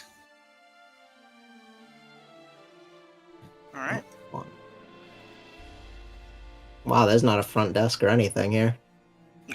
There's a downstairs, there's an upstairs, and that's it. Though the upstairs doesn't have a proper map for it, so just assume the upstairs is just college students. Just assume upstairs is college students, yeah. You see most of the doors are locked, but there's one left unlocked. Like, just door hanging open. Not hanging open, you see no obvious locking. It'd be this one right over here. Gotcha. No attendants seem to be keeping watch here at the moment. Yeah. I came in here just because I wanted to get the silhouettes marked off. I now need to determine if I'm actually going to break and enter into this random person's place. It's a thing. Is it really breaking and entering if there's no lock to break? Well, I don't know if that's their room. There just happens to be one unlocked room. I'll think about it. Give me a minute. Alright. The worst that could happen. For now, we can move on to the others. We'll figure out what the worst guards right there. Yeah. Eric's and Finzyra. Eventually, the two of you will reach the Temple of the Mentor. Eric's... Oh. Fuck. Leaving the city, are we? It's not 12 yet. Shoop, shoop, shoop, shoop. Shoop. And I suppose, yeah, well... given your parameters, skip ahead to 12. For now. Maybe you'll take your time getting there, maybe one of your other person will get caught up. Regardless, as the two of you arrive at the Temple of the Mentor, let me go ahead and get the map prepared. My road leads into the desert. God. On a horse with no name. Living out of the rain. Get me a drink, bartender. I'm sad you didn't buy any spicy pudding. You were so excited about it before. I was. Yeah. I forgot. You'd heard about it before and I was making it, and I was like, I made some spicy pudding, and you were like, wow, it sounds great. Oh, hey, I might be back later tonight, so. Impossible. Any hoozles? Fenziria and Harrryyyson. There are the two of you. Let me get the spectator token for Persephone. Boom. There you go. Begin. Roleplay. Roleplay now. What else? Dance for me, monkeys.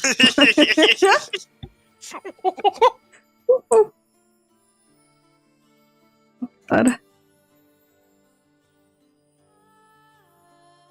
As Fenzira and Eridonis arrive, Eric is already there, leaning against the doorway. Hello? I was beginning to wonder if you were going to show up or not. I'm on time. You're 1 minute late. 1 minute? Looks up at this. Look, that hardly matters. I'm here now. Thank you for waiting. Why did you...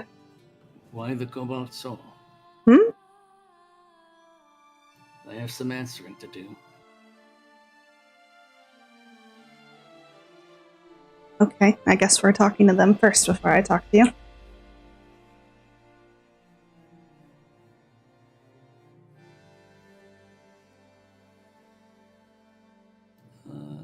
So I'm gonna look around as I enter the area. I see a couple of people in the side stacks in the library. Mm-hmm. Last time we spoke to their leader, he was upstairs. Yeah, but I don't know if they're gonna let us back up into that room. Try. Yes. I will lead the way up the stairs. Alrighty. Let me get the next. Floor 2, speed run. Or 2 speed. Copy. Delete. Ah. Floor 2. Wait. Pause. You're gonna be where you couldn't be because Araz might still be there. Sure he is. Surely is. Yep. Whoop. That's My vestiges! all gone. Yeah. I should actually... Give me a second. There's some tokens that need to be moved around, because life moves as the two of you aren't here. Correct. Yeah, I it don't know moves if when they that's get up true. the stairs. Why do I and only then. This is the stairs we came up. This is the stairway to the dude, I think. Yeah, we should be over here.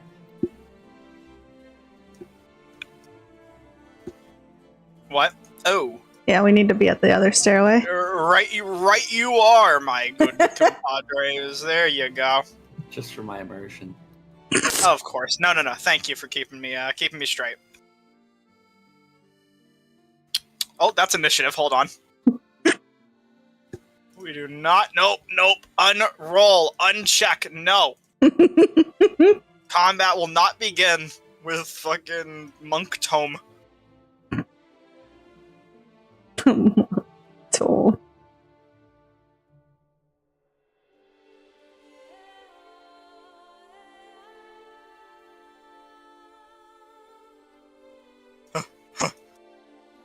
Alright. Wait, no. Ah, shit. Yeah.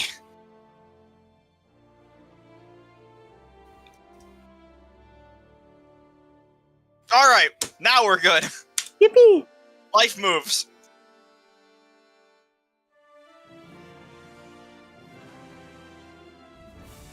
You see minifigures currently around the room. It's actually, you know what? This curator is going to be working the printing machine. Oh boy. No, I'd say alongside Monk Tome and this guy, they'll be, for the sake of it, they're currently working on producing books, and the curator is teaching them the proper ways to operate this machine. Yeah, about that. It's good.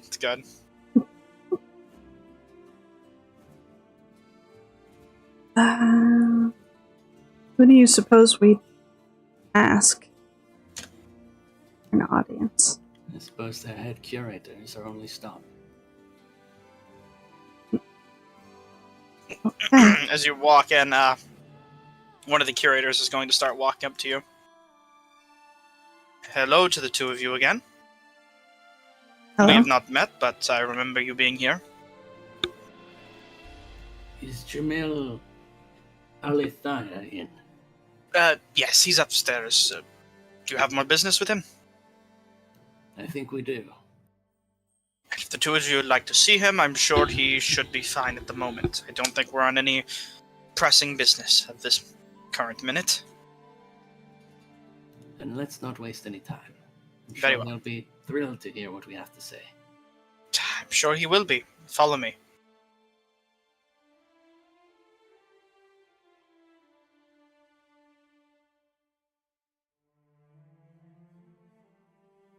Where is the spectator token? Persephone has no vision. Doesn't move. Can't live this. I can see them. What do I need to move for? You need to move. I can Need to see groove. them. You need to move, you need to groove, you need to get this shit on the road. Let me actually delete Araz before I take you to the next floor. This time around. He's destroying all the pieces of my phylactery. I'm so pissed. Fucking angry, man. I can't take this shit. Right. I approach.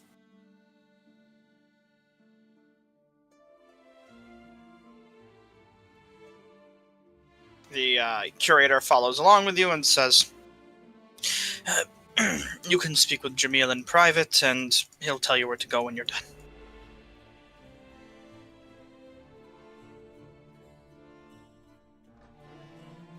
Eric's to go inside. Mm-hmm. She'll walk in and say, you have guests, Jamil. Previous guests, be Eric's and Finzyra. Jamil nods and says, well, please, let them in. She says, all to you. Notably, Eric does not say thank you. Very just- notably. Gave her like a nod. Mm-hmm. Jamil, I kind of gave her the stink eye. Jamil crosses his hands and closes a book that he was reading away at, puts his ink pen back into the well, and then gives you his full undivided attention and says, what brings you here today, friends? Most unfortunate news. Your guide, Araz. Yes. Where did you find him? He was a local paperman in the city. We had hired him, but recently he went missing. We received word from the city that that we let something slip through our defenses.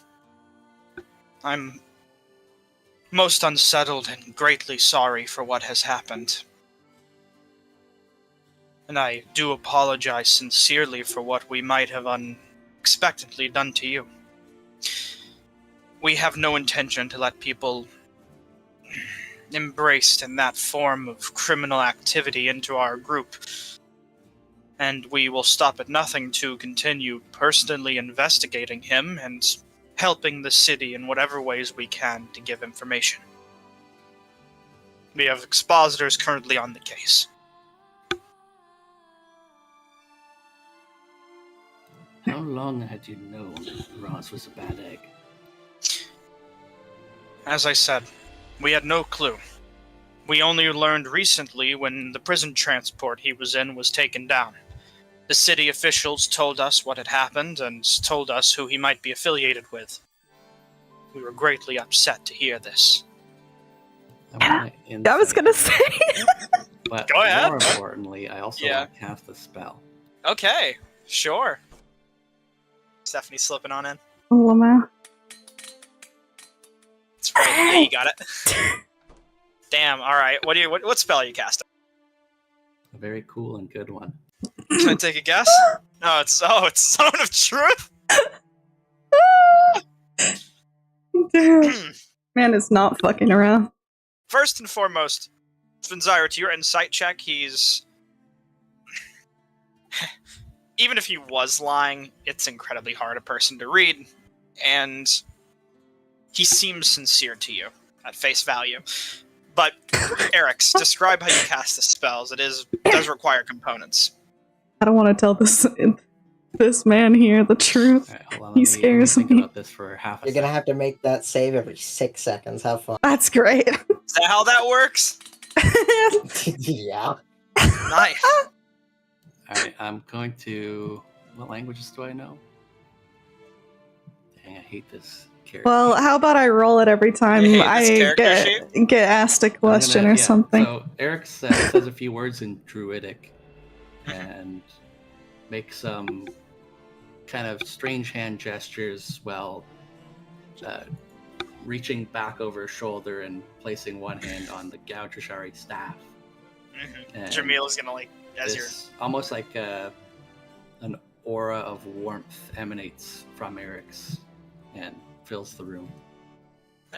As you do this, Jamil is just going to kind of jump up out of his chair and almost slide back in an immediate reaction as you cast an unknown spell without saying a word about it. But it seems after a while, when the spell is released, he almost recognizes what you've done. I understand that you're upset, but have you no class? You could at the very least have done this in a more proper way. You sent a murderer after me. Until I Sits know down. why. I'm not going to give you any second chances. Kind of closes his eyes and takes a breath. Normally, I would have this dealt with. Getting you out of here for casting spells without saying anything, but I do mean it when I say I sympathize with what has happened. So ask your questions. I'll allow it this once.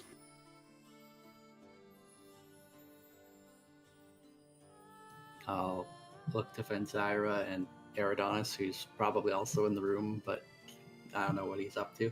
Probably like looking through the books or something.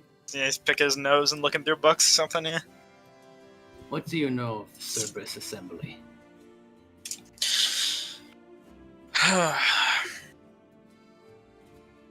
The Cerberus Assembly is an organization the Cobalt Soul has been at odds with for years, ever since the War of Ash and Light.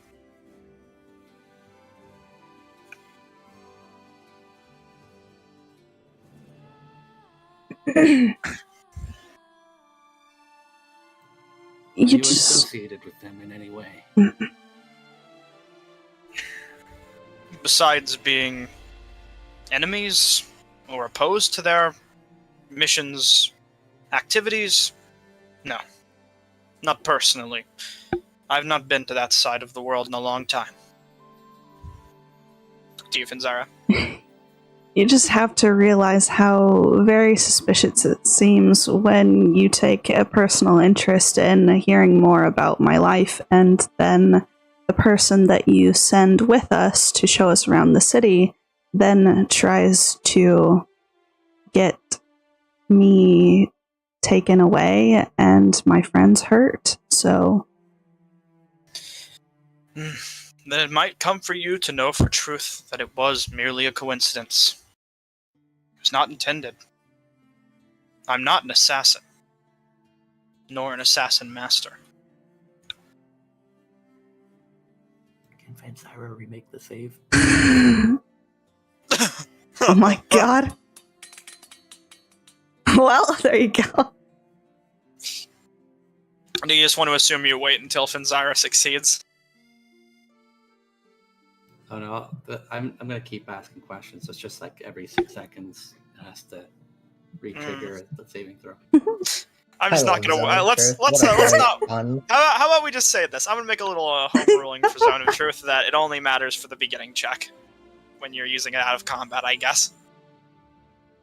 I'm maintaining that concentration, so You can maintain it as long as you want, and it works so long as you're maintaining it. But we're only going to focus on the checks that were already made, so we don't have to make new checks every 6 seconds.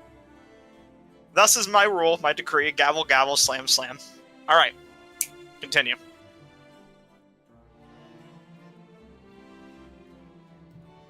what do you know of the Allegiance of All Sight's secret dig site? Is this in some way related to the assassination? Or attempted? No. He says, then for now let's keep on topic. Is there anything else you would wish to ask me to clear your mind? There's nothing else I need to know. At the very What least, is your verdict? I would like to ask if you've received any sort of correspondence from the assembly. The assembly in the past has been known to clash. Many corrupt leaders have led the organization to be less than savory. Our organization in Zadash has been at war, almost, trying to gather dirt on their higher leaders so that we could root out the evil and cut it. It is only in recent years that we've succeeded in doing such. And though this is the case, and the organization has cleaned up its act, we do not believe, beyond certain doubt, that they are completely clean as of yet. To answer your question, no. They would have no need to send me correspondence on the other side of the ocean.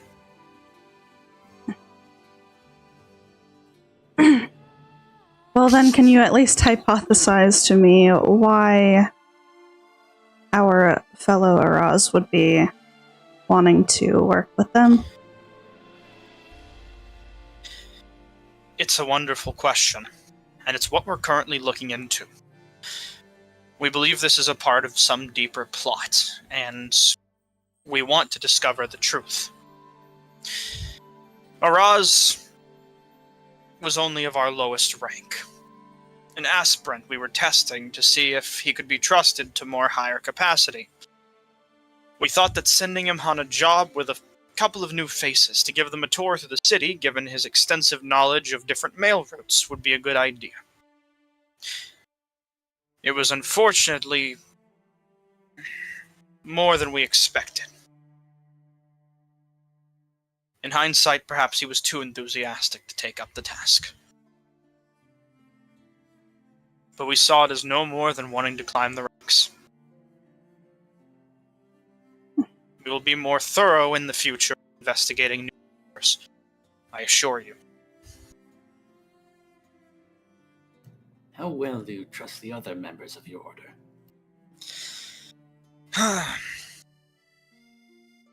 We are currently going through and reviewing our background checks of our members after this incident to make sure we establish in-depth histories on each one of them. Our expositor's hands are currently tied with investigating the Cerberus activity within this specific city.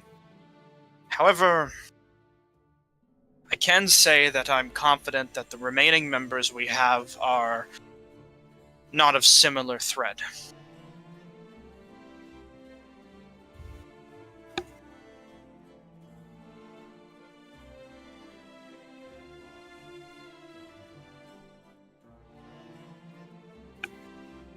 I'll turn to Fenzara.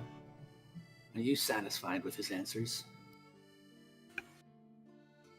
I mean, as satisfied as I can be.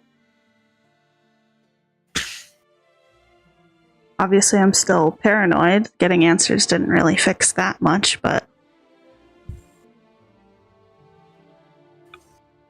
Until we can find out where the Cerberus Assembly assassins are holed up, there's nothing we can really do about it. other than watch our backs.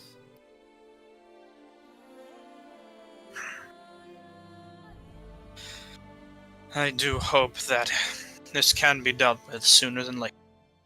We have no intention to let them crawl around in this city now that we know they're active. And we've heard of your predicament.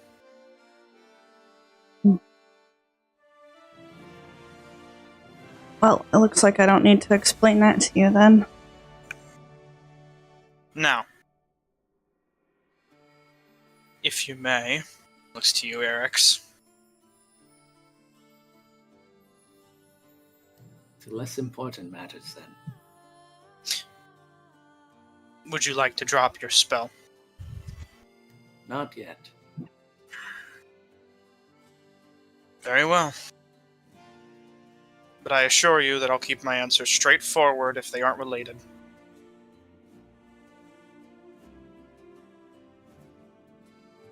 I have reason to believe that the Allegiance of Homicide's dig site is connected to this jewel I showed you earlier. I need to know everything you know about that place. You might be walking in there blind.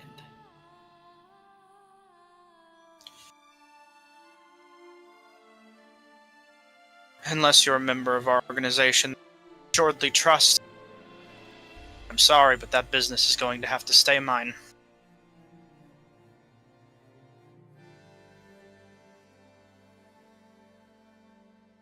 I think we're a little beyond membership in organizations now, don't you?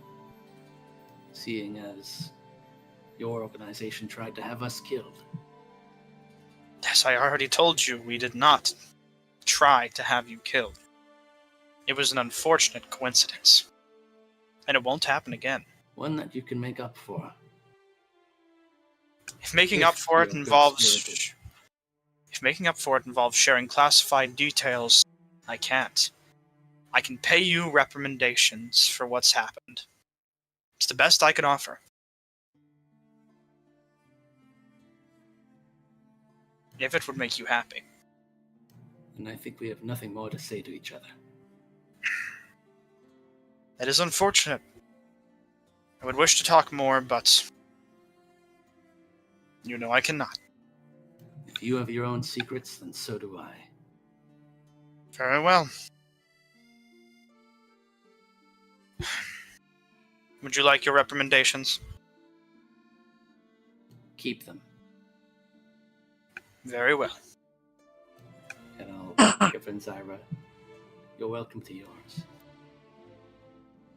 Well, I would hope that you didn't make that decision for me because I'm the one that got attacked. It'll help me get supplies so that I can keep myself safe in the future, so I would like it, yes. Very well. For your personal end of the recommendations, he hands you a small voucher with his name signed on it. Bring this down to the curators and 400 gold will be given to you. It's my way of saying I'm sorry. It's not a lot, but it's something. You should catch your friend. If you Yeah, want to talk more in the future, you can come back. Preferably not with spells. he's a little bit on a warpath right now. Thank you for your time, sorry. Of course. The curator says, are we finished? Yep, he gave me this little voucher. Then please, let's walk downstairs. I'll take a look at that. Okie dokie. Takes it from you and reads it as you walk along.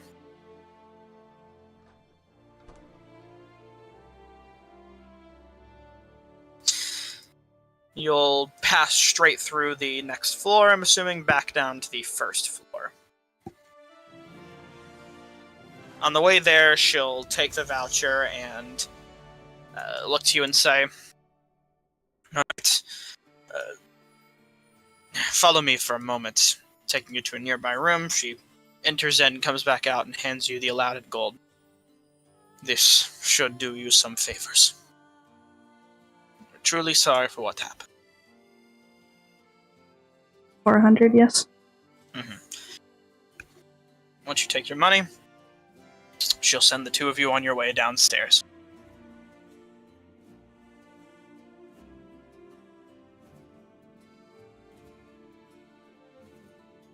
Alright, can we talk now, or are you still, like, rushing around? Beginning to think that none of these guilds have the best interest of the world at heart. Maybe they're just not really fully aware of what it is that we're doing? Are you? I would hope so, considering that we at several turns have chosen to continue on our path. I'm not so sure the same holds true for the others. If that was the case, then both Persephone and Eridanis here would have been fine with you handing the jewel off to Ao. But they were not, so...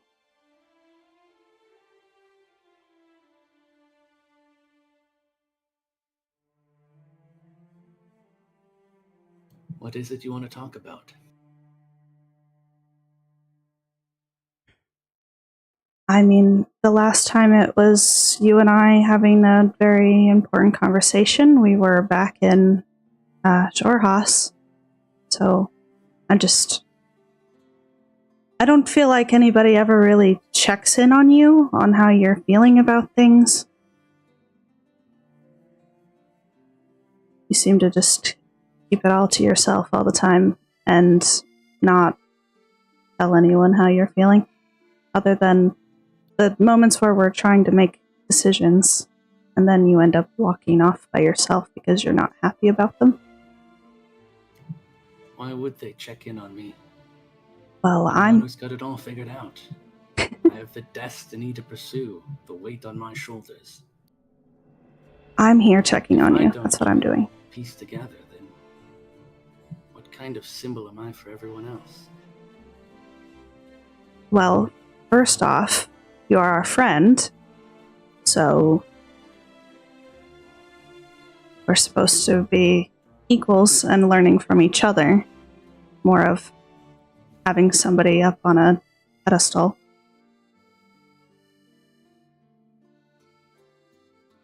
I would like to believe that each of us has something to learn from each other. That's kind of the entire point of having a party.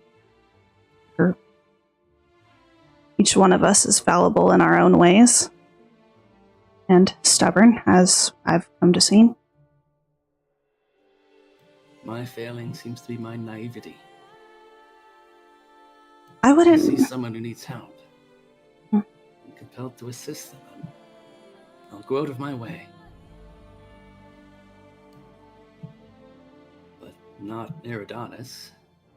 He'd rather sit back and watch them fall. Persephone, I don't even know what to make of anymore. Seems I have more in common with the stray dogs in this city than the people.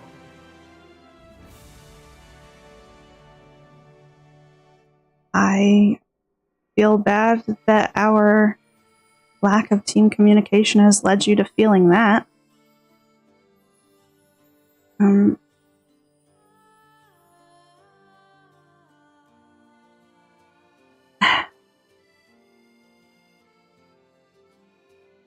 Is there like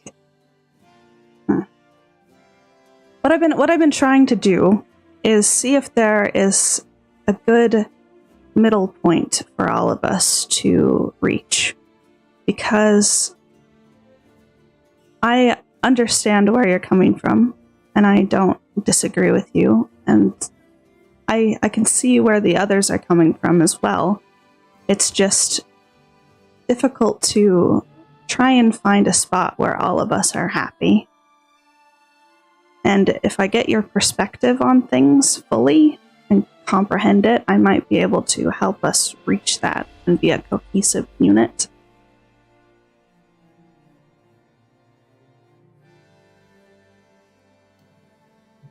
I'm out of my element here.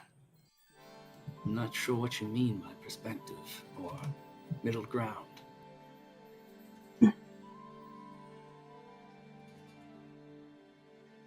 I am not particularly happy with the fact that you feel like somewhat of an outsider amongst people that you're supposed to be considering your friends.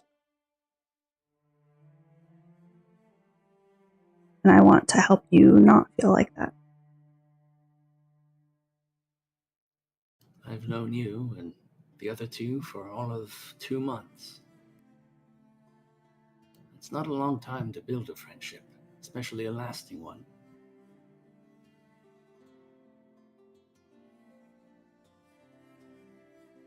Well, and there's no time like the present to start working on it. I've tried, believe me. But some people don't want friends. They'd rather their guns and their trinkets and their... I'm not even sure what it is that drives Persephone anymore. Well, I'm going to be talking with her about that later. But right now is just you and Eridanis, so... They're different than they used to be.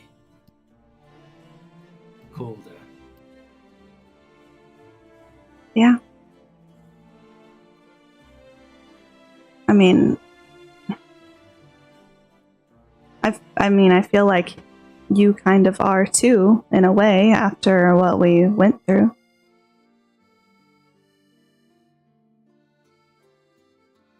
I'll put an arm on Fenzara's shoulder and lead them out the front door. Just so we're, like, away from the prying ears of the Cobalt Soul.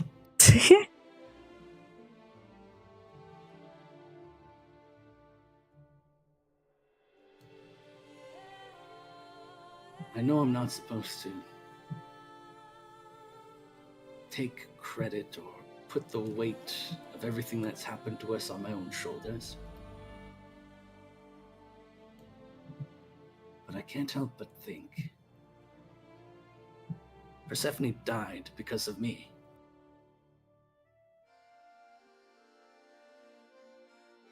Well, you and I are in the same boat on that one. I feel like I got way too distracted with my own emotions and didn't react in time. Emotions don't have anything to do with it. I awoke the demon in that fell Bazozan lava cavern, and then it was my decision to hunt it down through the city. Persephone the whole time wanted to leave, to cut ties with her former home. She made the decision to stay and help us. Only because I suggested, well, made the bull-headed and foolhardy move to chase after the darn thing. The point I'm trying to make is that if she wanted to walk away, she would have done that. That means that it's not on you, it was her decision. And that mistake cost her life.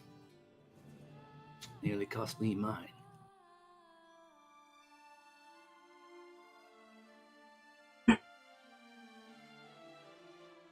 Have you told her that you feel bad about what happened? I have not. And I don't intend to. Why not?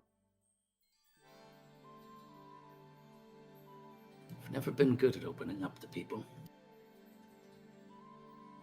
Both of you are bad at it.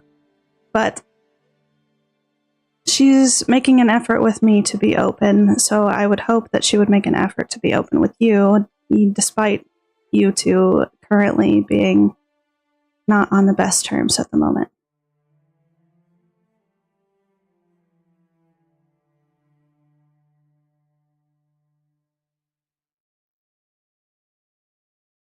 I really think that this just boils down to the two of you not fully understanding each other.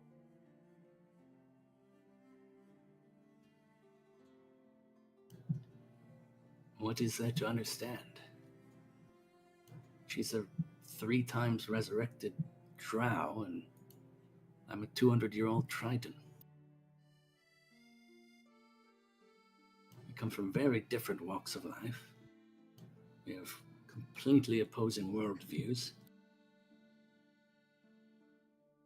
Yes, and I'm a 24-year-old college dropout. We almost have nothing in common at all. Except some of us saw visions of a golden figure drowning in a pool of blood.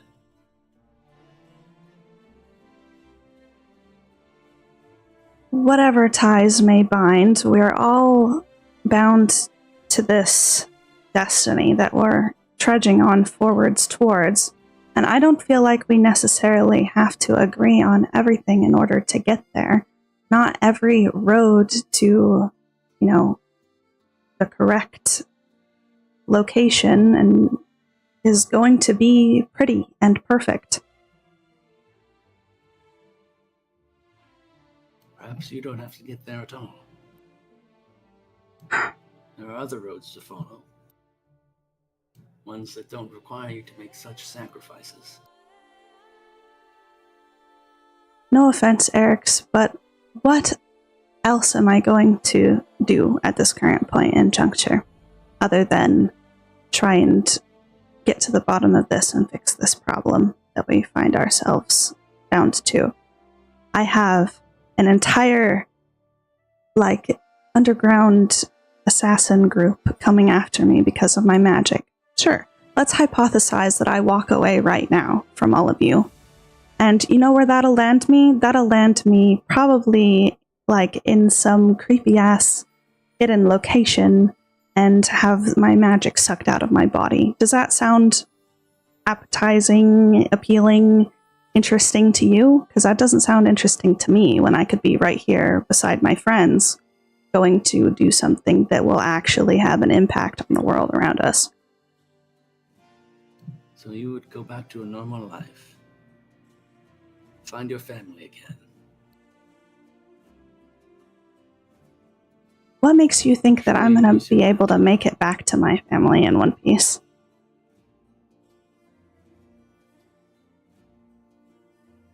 What makes you think that those assassins wanted to kill you?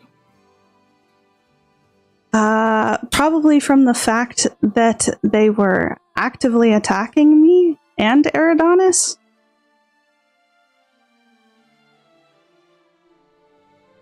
You both seem rather unscathed. He got beaten up to near death.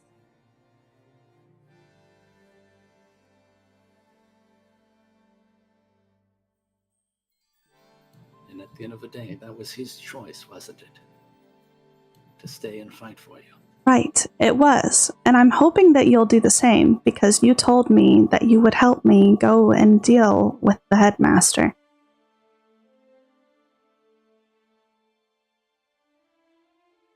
Perhaps I may someday. But today, I find myself at a juncture. I've got a path laid before me. One that I know I could walk.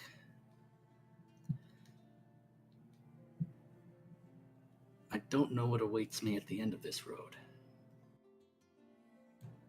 The uncertainty fills me with dread, regret,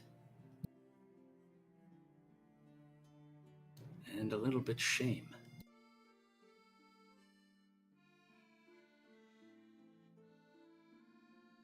Well, you don't have to be alone while you're walking it, but it sounds like that's what you're wanting to do for some reason. If you had to walk a shameful path, would you want to do it with company? I'm already walking a shameful path. I didn't want anybody to get wrapped up in my business with the assembly. Just being here around all of you guys makes you in danger.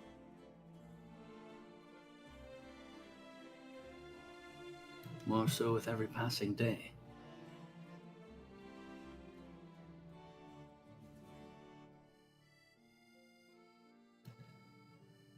You know, our little group, as much as we've been together for 2 months, we don't even have a party name. We aren't heroes. We've terrorized more places than we've saved. I feel like Eo might have been right. Maybe she should have been the one to carry this Jewel 3 prayers. Then I could focus on helping you with your assassin problem, and we wouldn't have all this division. Right now we're having division because there's a conflict in viewpoints on how we should get there. You don't want to cause more problems for other people, and Persephone right now is very focused on herself and fixing her problems, which I'm sure that if we just have a calm, civil conversation about it, we can get to some form of a resolution where we focus on this jewel beforehand. I don't see that happening. Persephone wants to revitalize a thieves' guild, return banned weapons to the city streets, cause untold problems for the commoners here who are just leaving their homes to celebrate the turning of the seasons. Perhaps she does not Innocent grasp people that don't want fully. more violence on their streets. Look, that's the whole point of telling her that, so that she understands that fully. Sometimes people get blinded to the consequences of their actions. When someone is blinded by hate, how do you clear their mind?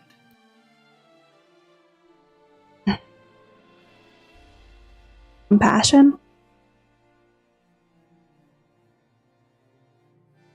My stores are running thin on compassion lately. It's all I can do to walk away and leave things as they are. I really don't think that that is going to be the best thing to do. I don't think that that's going to make you feel any better about what weighs on your conscience. If anything, it might make it worse.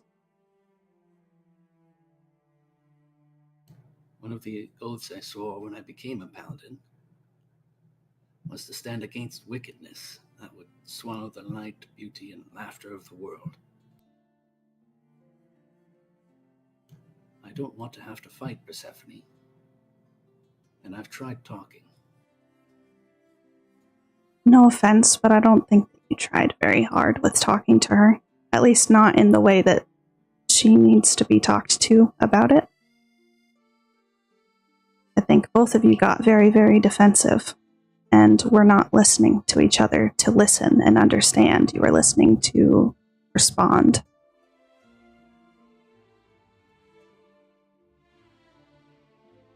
If there is a good person in there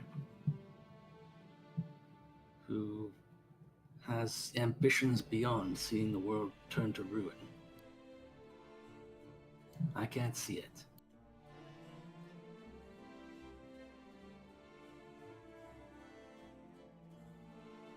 Well, But perhaps you might, I do. seeing as you're falling in love head over heels already. I'm of the mindset that nobody is too far gone. So it might be very, very difficult, but I don't think that it's impossible. Certainly some people are. Well, I don't think that she's one of them.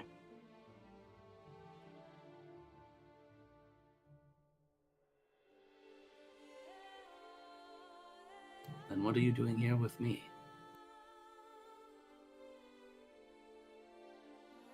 Trying to make sure that you're still going to be our friend, and we're still going to be able to carry on with our journey despite our, differences.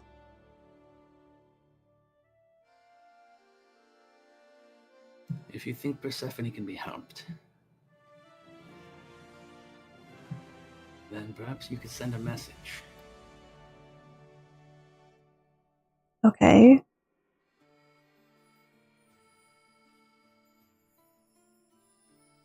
Look at the map, hold on.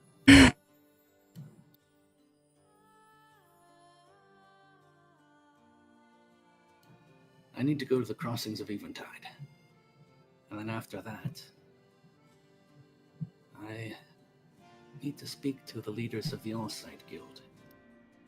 Of the 3 major guilds in this city, that's the only group I haven't spent a considerable amount of time interacting with. And they seem quite connected to this ancient history of Elixion and his ruidium stones and all of that nonsense.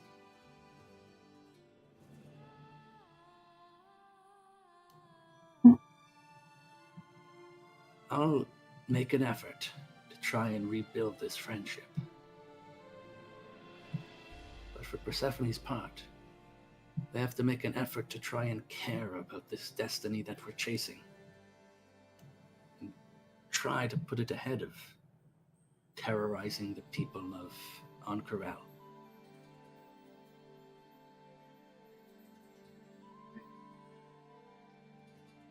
I suppose maybe I should go talk to her before you talk to her? That would probably be best.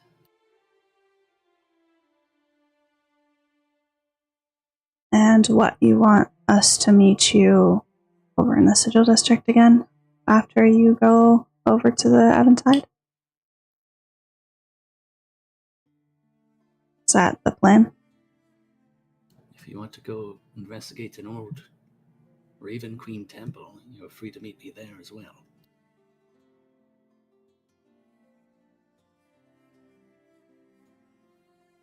I'm just wanting to know how you want to work things as far as timing goes. Walking around here in the city takes a rather long time. Well, you can speak directly into one's mind with magic, I hear. Yes, but that takes up resources that could end up being needed later if we get into trouble with combatants. If you're starting a fight in the city, you're off on the wrong foot. It's not me that's going to be starting a fight. It's more of like the assassins trying to kick my ass again. But Everyone has a little good in them. Why not try to find theirs? oof. That is something that I'd have to actually go to the root of the problem and talk to, which would be the headmaster most likely, so. Why not send them a message? I mean, yeah, that sure is an idea that I could try at some point. Are you afraid of facing your own demons, but willingly gallivant towards everyone else's? I have been trying to be a braver person like everybody else seems to be, so I'm not going to shy away from it, but it's certainly not the most appealing thing to me at the moment.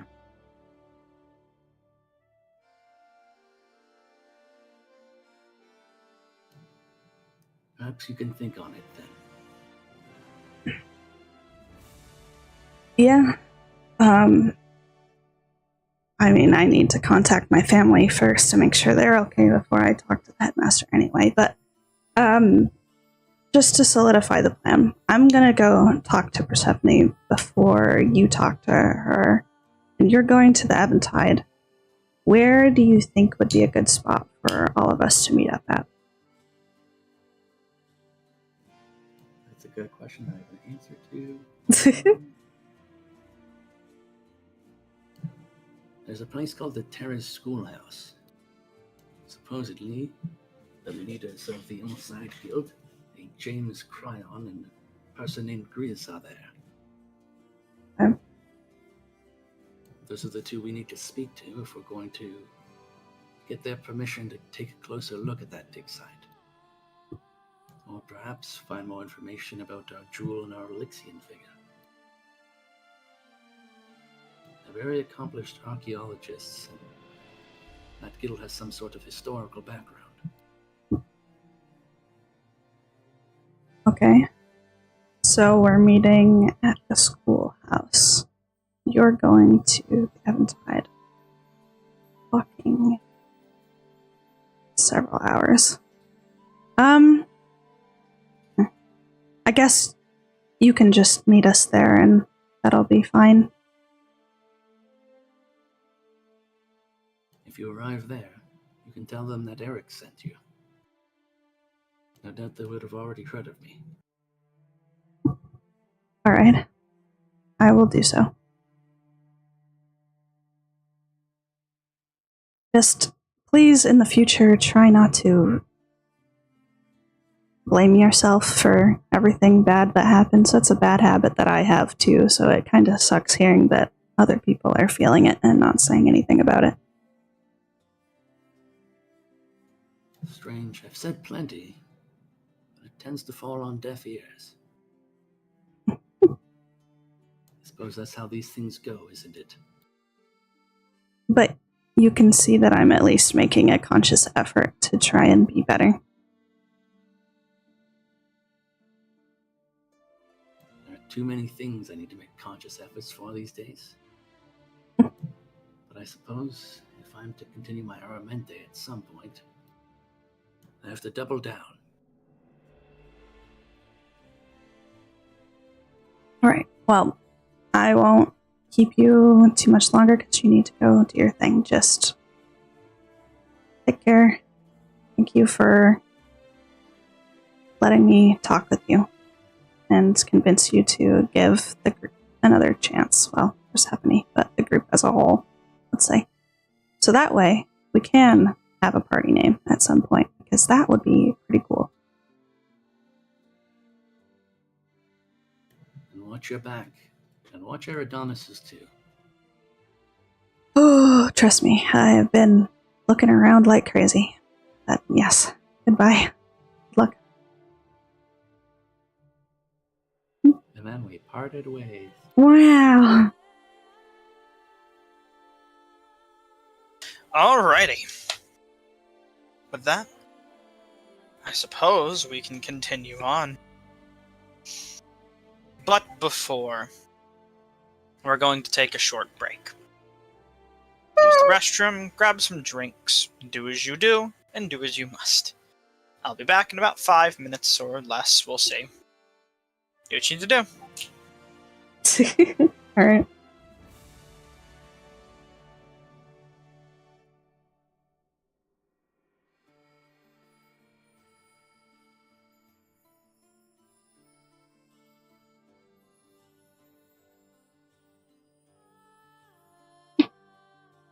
Oh. Stressed wizard having conversation with the party's paladin. Good lord. But at least I have more money for spells now. Yippee!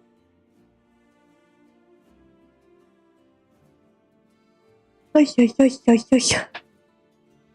I see you unmuted, Keaton. What are your thoughts? About? Oh. The I'm interaction. just chilling. Alrighty. Yeah. Bada bing. Bada bing, bada boom.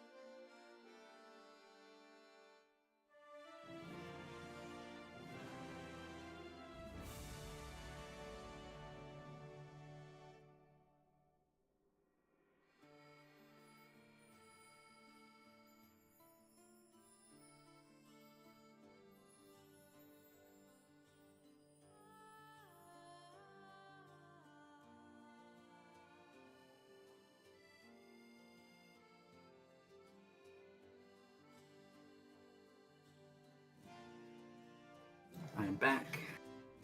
Hello Oh, back. You're supposed to say, hi back, I'm Keaton.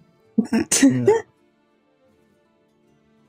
Too many extra words, 2 whole extra. Well, you're gonna have to step up your game if you ever want to be a good dad joke user. I've been doing it for years. I'm fine.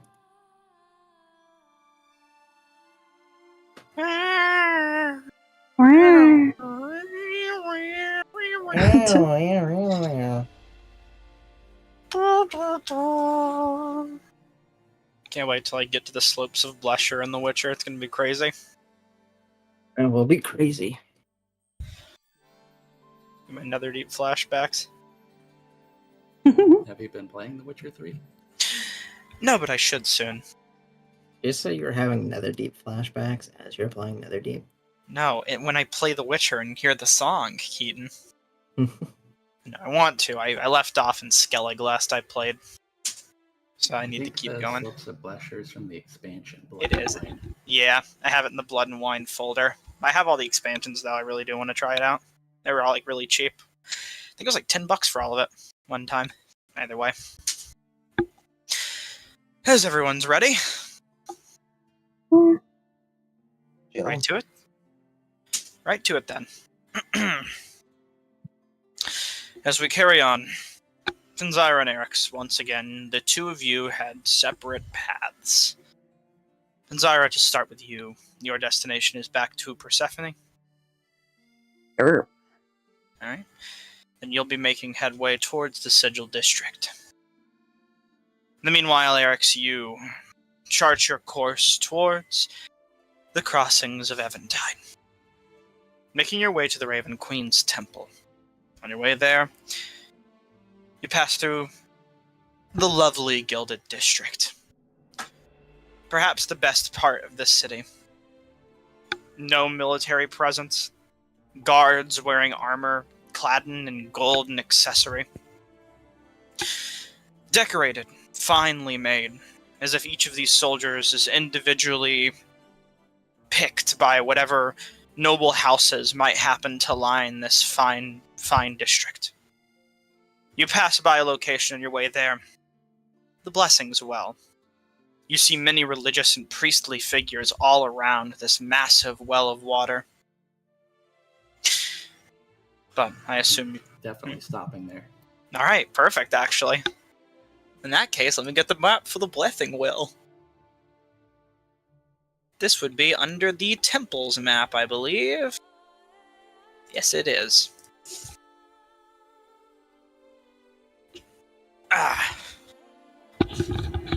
Let me make sure everything in this map is good. It's been a bit, so best to check it. Let me add something here that I think would be fun.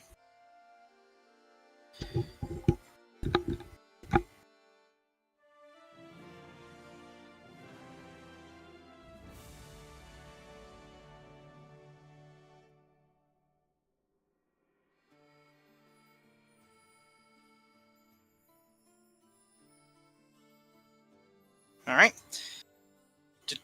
Spectator token, right in the middle. And a nice Eric's token right up here. As you'll be stopping by this destination. First, I'm just going to quickly put you on the map for a second, just to get my bearings straight. Let me make sure the fog of war is nice and clear. The bearings are crooked. You heard it here first. Damn it. Why do they have to be crooked?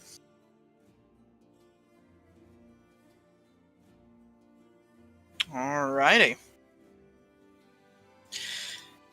Arriving at the Blessing Well, you're greeted to the sight of many figures currently surrounding it. Priests, common folk, all the like. It seems figures of all creed and all religion of the prime deities gather at this site. Some bathe themselves in the water of this amazing-looking well. Some simply look into it and pray. Many asking for guidance in languages of their god's origin.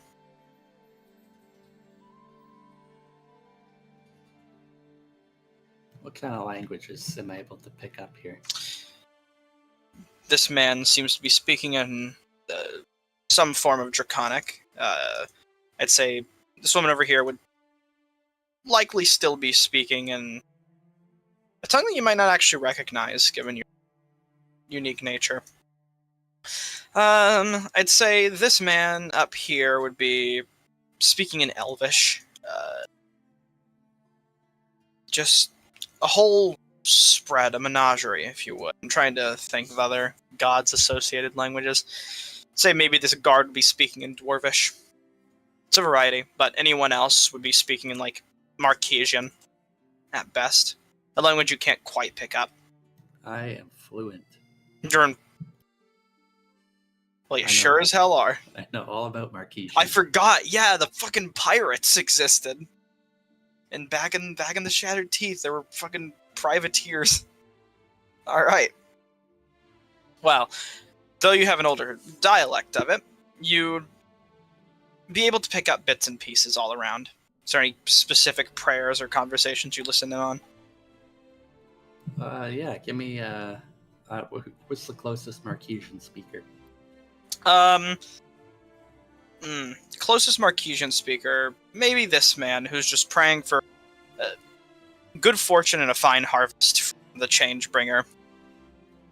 Perhaps he's not from these lands necessarily. Perhaps he appears to be more to the attire of the Menagerie Coast, you might recognize. But otherwise, he definitely prays to the Changebringer for luck before tossing a coin into the well. I'll walk up to the well and I'll take a look over the edge. You see deep within a just drop of water where it seems to kind of pool in the center into a dark, almost void-like descent.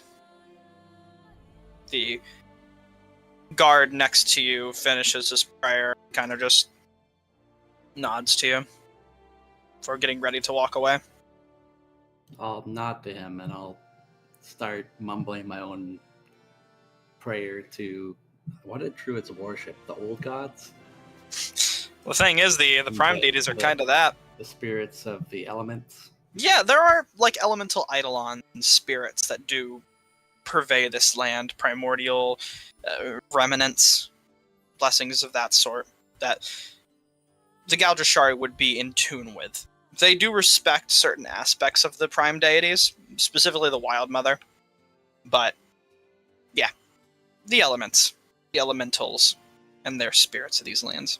Yeah, I'm going to start mumbling a little prayer to the elementals and cast a divine sense. You do so.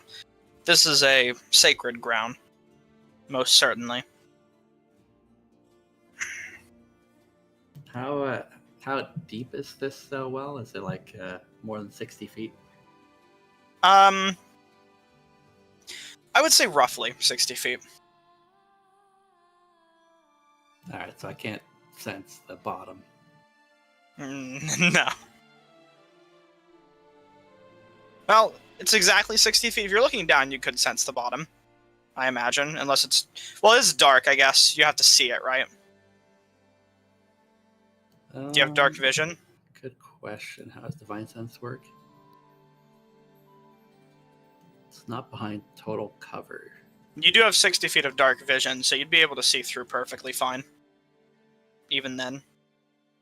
And it's clear at the bottom.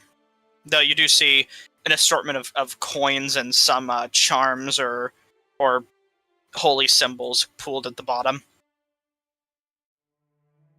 I'll flip in a platinum coin and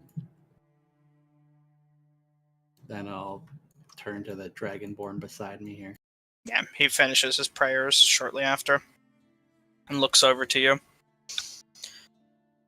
You have to forgive me. I'm new to the city of Ank'Harrell. This blessing well, is it? Is this just where you'd say a prayer and cast a coin into the darkness? Greetings, Scalekin. Your assumption is correct, but there is more to it. The Blessings Well is a place where all gods are free worship. You may come here, and you may ask. There's a question you have to the heavens. Here, it's believed it can be heard the most clear through the hustle and bustle of the city. Some even dive into the well to embrace themselves in divine warmth. To pray, to focus, to meditate, and to find what they are looking for.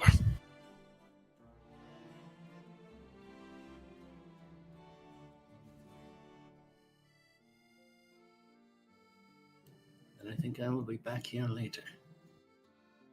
As you should. Should you ever be in need of guidance, I recommend, however, to come to the halls of Argent.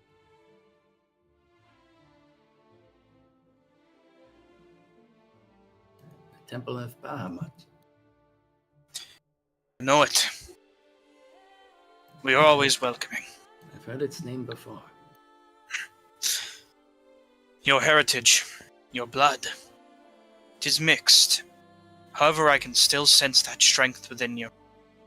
If there is more you might wish to learn of your heritage, we can help you understand it. You see him kind of stand up from where he was previously kneeling, his legs covered in water, soaking whatever he was wearing before, and this massive green kind of executioner's blade he wears on his back, almost looking like it's made of jade or emerald. It was certainly enchanted. I might not know everything about my father's side of the family, but I think he taught me all I need to know. Perhaps. But there is always more to learn, and guidance to be sought. That which we can provide. But it is only an offer. You need not take it. I'm not sure how much Bahamut can help me learn about the elements. Or long-forgotten demigods. Bahamut, in some ways, is master of elements. His many breaths, prismatic and gleaming, taking from those powers that reside of old elemental might. A protector of this world, swore to defend its inhabitants, seeking to vanquish evil. Task I myself find myself in the claws of.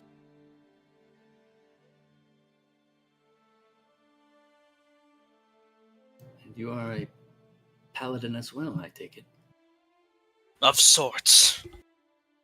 In the church they called me a scale lord of Bahamut. I am his will manifest.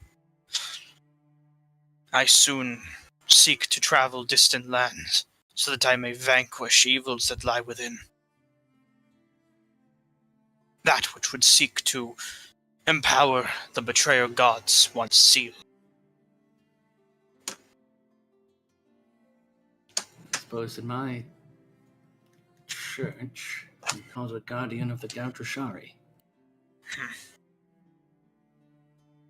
Not too dissimilar a role. Though mine is more far-reaching, it seems.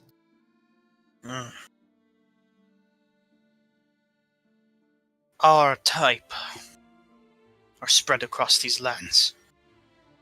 We carry with us great burdens, but we're the only ones who can act. We must abide by ourselves and our teachings, so that we can leave the world a sword and shield that it does not already have. I know the feeling all too well. But I intend to leave the world a peaceful place. Better than when I joined it. Peace is worth striving for. But there are enemies of peace. Must be fought. If you ever find yourself wanting on your own, you may find me. we can talk, reestablish, communicate. I've been in this practice for years. If there is a form of religious officiation you need, I like you. The way you think.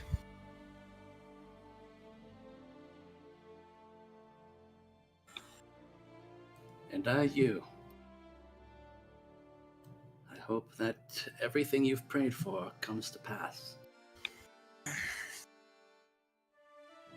pray for strength and for clarity of mind, as to not be swayed from my destiny, my path. I hope for you the same peace. Goodbye. Goodbye. And may you have strength and the clarity you seek. Gives you a slight bow before walking off.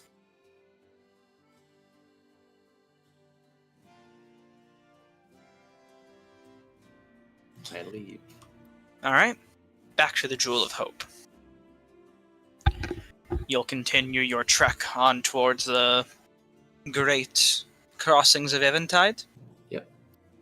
Eventually you'll arrive. But before that, we return to the Sigil District. Let me get the map.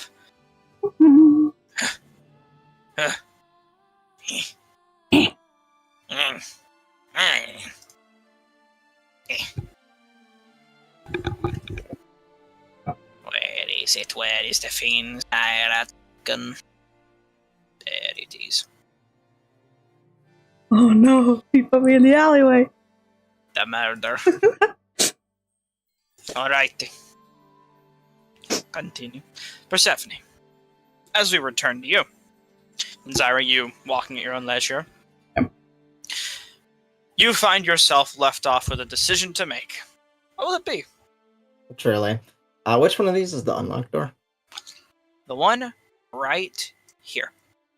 Okay. I'm just gonna go up to it, knock on it, No answer. press the handle, toss the door open.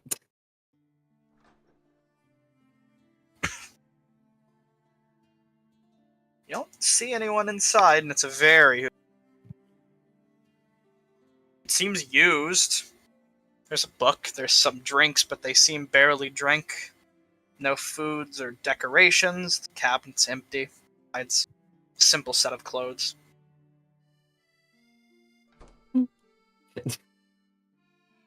Pick up the book, turn it around. It's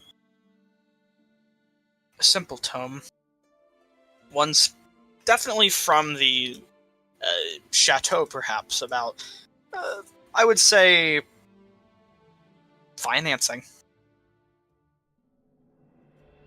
It seems the pages have been read through multiple times. There's multiple bookmarks and annotations within. But it seems like it hasn't been touched in a while. Yes. Besides, like, a set of common clothes seem to be repeatedly worn. The clothes. Do they happen to be the exact style of a certain person who keeps showing up in the same place? Crazy. Yeah. All right.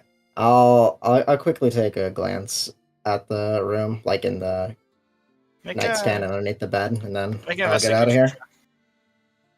Investigation. Boop, boop. Okay, that's a -1, so. Wow. Alright. Looking around, you don't spot any secrets of any kind, but since you did specify, under the bed you do see a kind of simple box. Pure? Open it. It's locked. It's an easy lock. Times. Yeah. Hey, Eridonis, when you watch this later, this is for you, buddy. Jesus. Oh my god! Yeah, it sure is, apparently. Alright, I'll get those inspiration someday. Anyways, you manage to pop open the box, and inside you see money. Coins. Probably adding up to around maybe 250. But it seems padded. under the coins, you notice plenty of papers, debts, to various people. None criminal, mind you. All of them are officially stamped by city officials. But, debt nevertheless. Anything that stands out? Nothing in particular, just variety. Are the debts made out to a Jas, or are they made out to someone else? No, they're made out to Jas. Most certainly. I'd say one more for the road. You may make an investigation check. Sure. With advantage. Because I like fun. Glad you waited long enough to hear me say with advantage, because you rolled that immediately with advantage. I'm fast. I'm a fast. It was very fast. You spot a paper with a recognizable symbol and name on it. An advertisement. You haven't seen this before. These must have been old, perhaps, from what you can tell. But it says, Alizakam's Magic Emporium. Mystic Pursuits. It would be that stubby fuck. Alright. Well, lock that back up. Shove it back under. I'm not desperate enough to need to rob. Goodbye.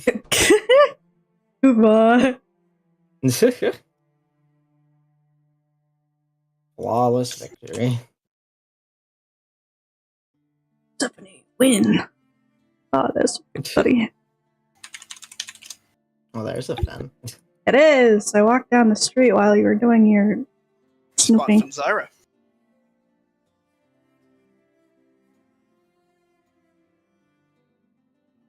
Ella. You're back sooner than I expected. Yeah. Just had my conversation with him and came back.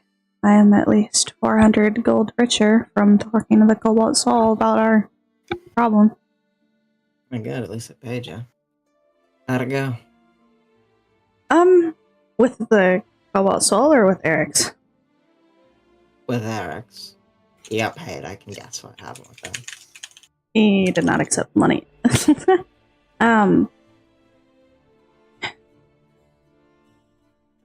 He is just very... what's the word I'm looking for?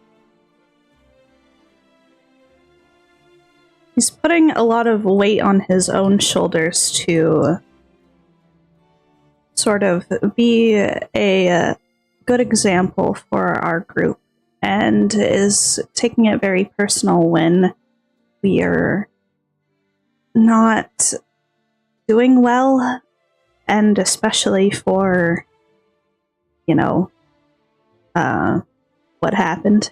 Like, gesture to the burns.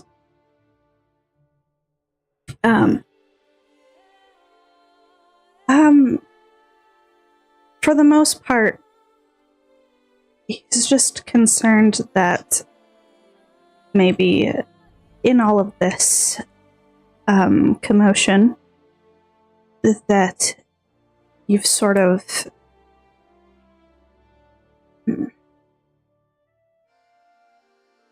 that maybe you're not considering the negative impact that it'll have on innocent people if we help criminals.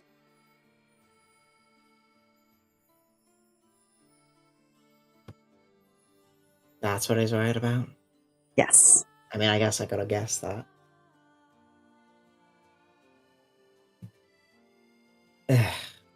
Something to think, honestly. They're on the back foot before we got here. After we leave, same thing will happen. It's not like whatever we do is gonna last. Even then, there's no real way around it.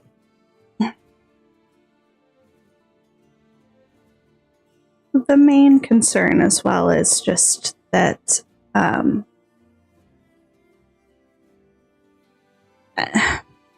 how dedicated we are as individuals towards pursuing the destiny, let's say, of the jewel. If we're more interested in our own things than we are with that.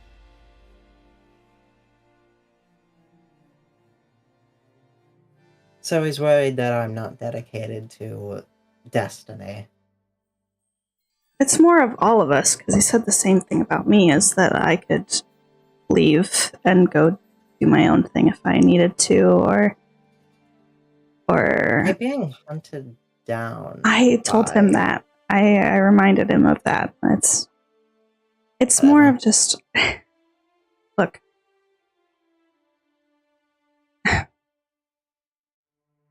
As long as I know you what remind your him destiny is. what Jill's part of it. I mean, But I've been doing everything chasing it, so the fact he thinks I'm not dedicated is kind of insulting, actually. I think he just wants to make sure that we leave the world a better place than when we started all of this. And I can, at the very least, agree that I didn't, it wasn't my intention when I drank the liquid to, get these powers that I would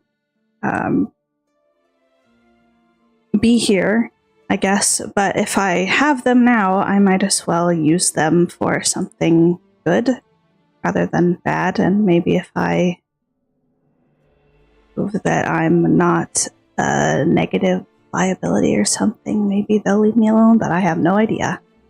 I just know that I might as well use it if I got it, because it's better than the alternative.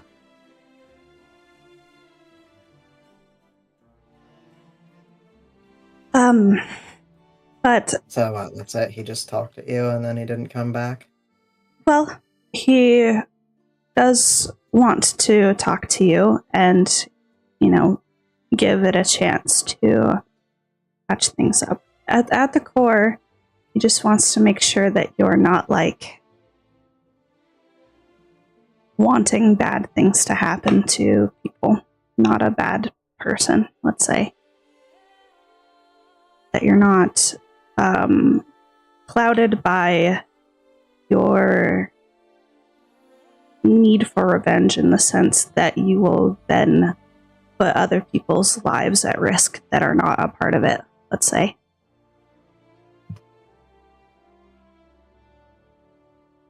Or aren't choosing to be a part of it.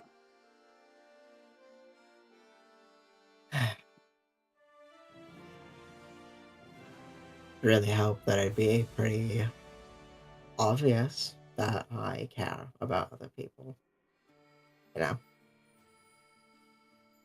He just worries a lot. That's how I grew up, right? You don't look out for the person next to you, they're fucking demon chow.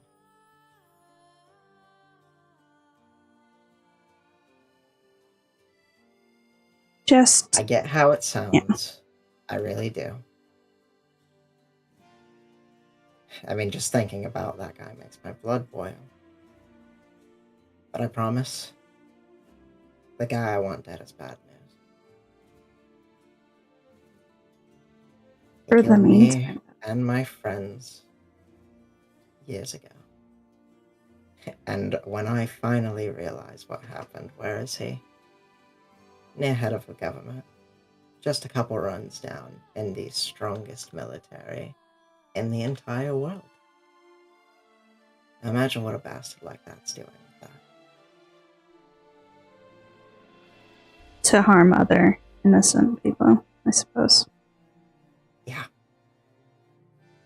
What I'm doing isn't the prettiest. But it's better than whatever the fuck he's gonna do.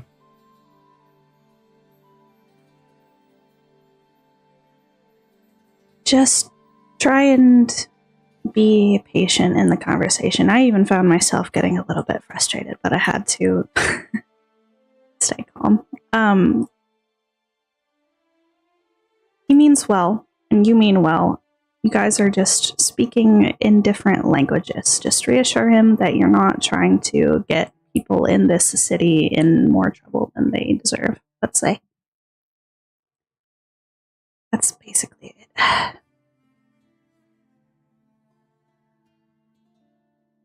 I just really hope that that goes well, because I'm worried that he might not stick around with us forever if you guys can't come to an understanding.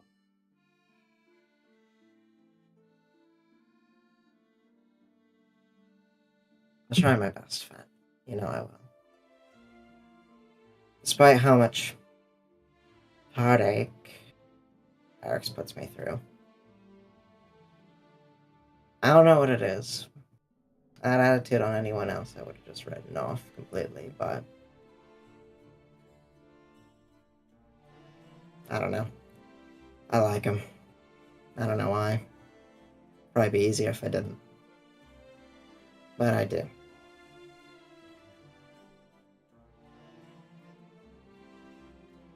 Well, that's a relief. I was worried that you would be upset with me asking you to talk with him when you're this upset with him.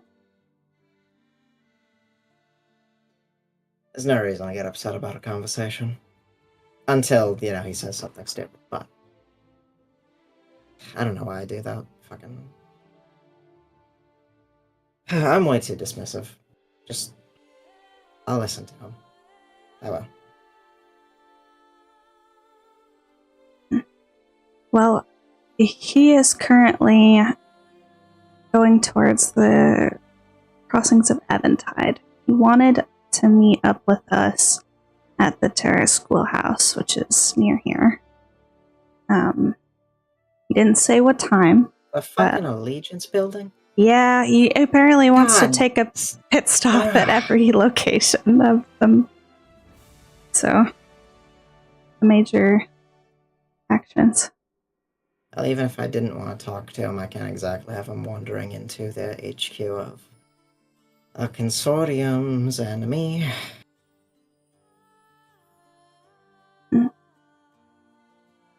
Well, apparently they're already gonna know about his name, because he told me to give them his name when we went there. Whatever. It's fine.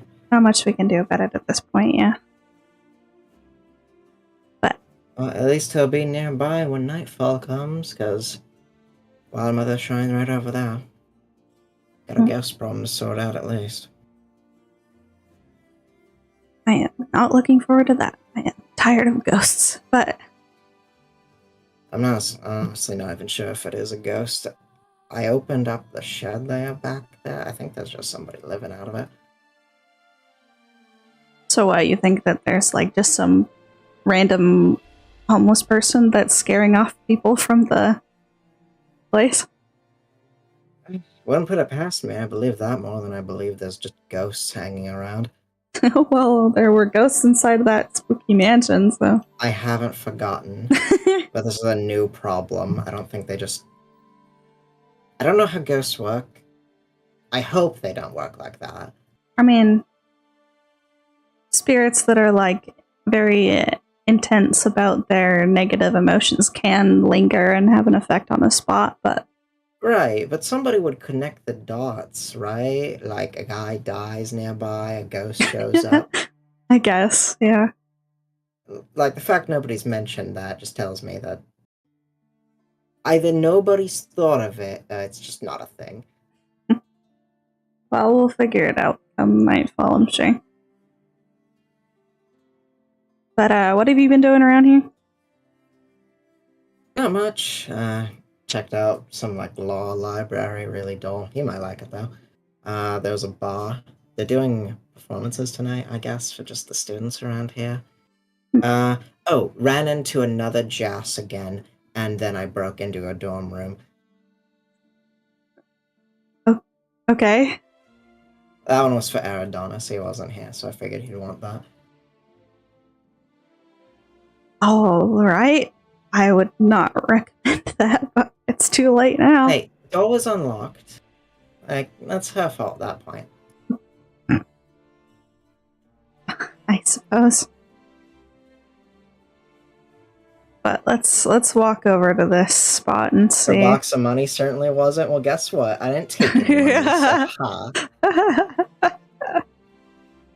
Let's go over here and see what we're working with while we wait for him to show up. I'm assuming it's in this deck. direction. The two Happen of to you know are how heading long where? of a walk that is? I don't fucking know. The schoolhouse. Oh, that is Well, square. I mean, I'm pretty sure right next to it, but Yeah. Yeah, it's right next Um, door, across from the Crystal Chateau. just I do have a question, right? So you walked here, obviously. Hmm. What is the ETA for Eric's journey to get to the place and then to get here? Probably like another 2 hours.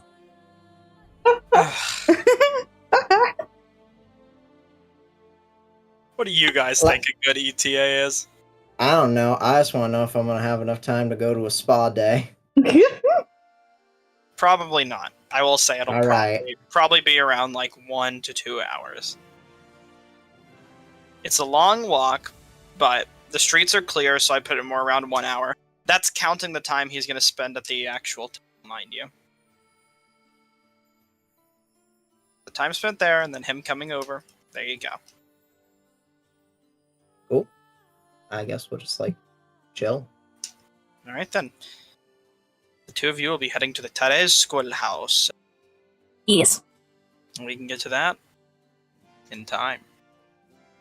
For now, the crossings of Eventide. Let me quickly prepare the map. I hope every single Jas is enrolled at the school, to be honest. They each have a course on a different day. God wills it.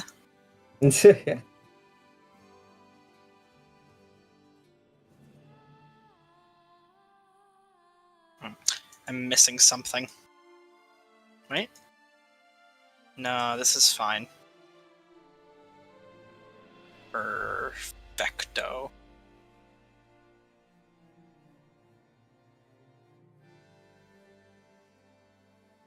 Sorry, I just wanted to see what Eric was real quick. Tell the world to stop the war. Think it'll work? I think it'll work. I hope. I I hope it do works, hope. man. I wish you the best of luck. We need the war to stop. Maybe if you get a good persuasion check.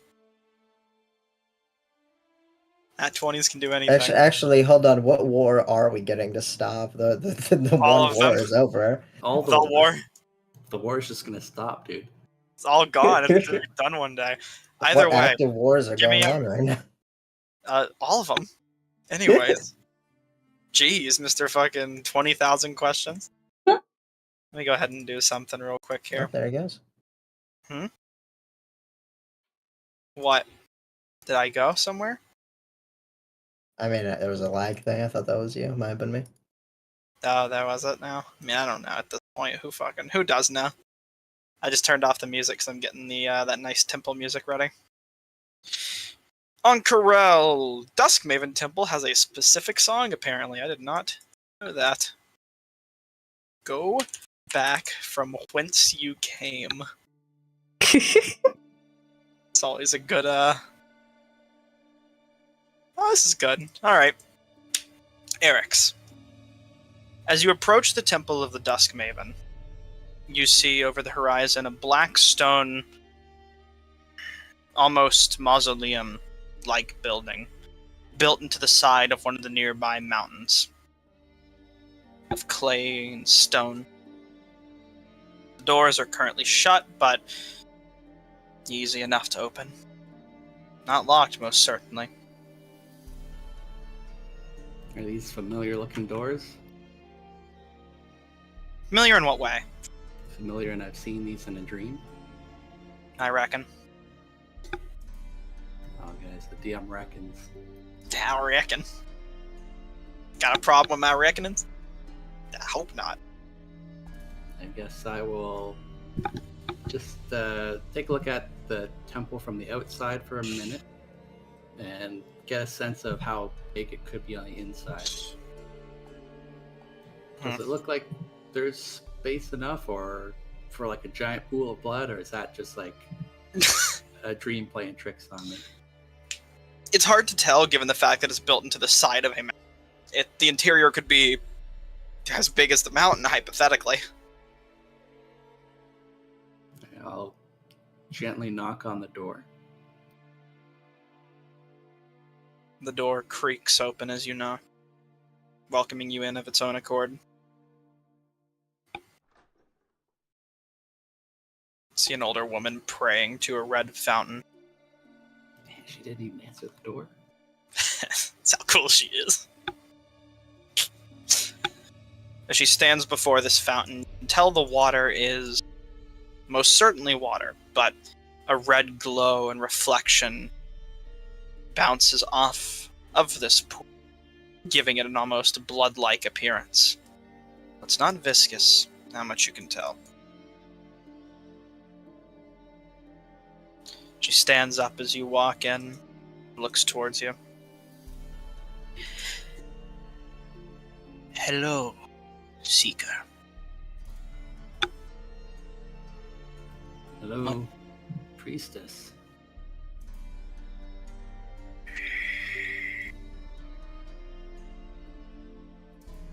You may speak on what brings you here.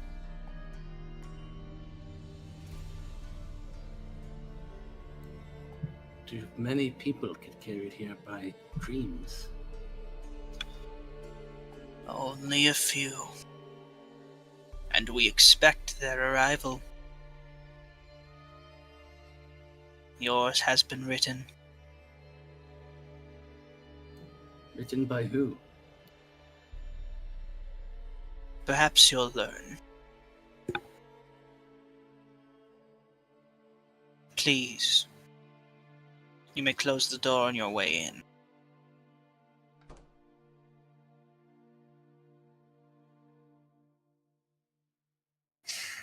Do you truly wish to understand what you came here for? I suppose I do. Dive headfirst into fate's embrace. I'm not sure I'm ready to dive headfirst. I dived in my dreams. It's not something I'd rather not see again. It will only be clarified.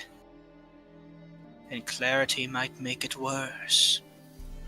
But the Raven Queen did not guide you here for no reason. The matron knows, and she wishes to show you.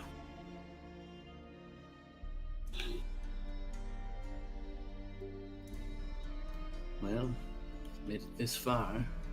Who am I to say no to that? Then follow me.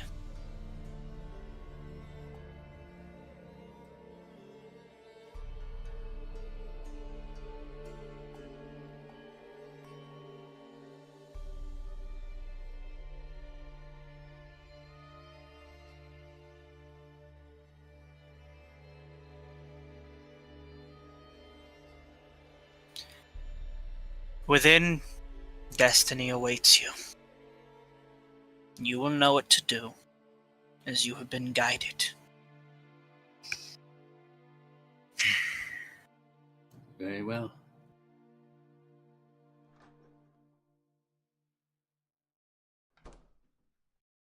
Yes, fucking. Bruh. Within, you see a pool. It looks as if it's made of a bubbling blood, but within you see stars. An endless space. Like what Eridanos is always about. It's beautiful, if not disturbing. The liquid's contents is strange and uncertain to you.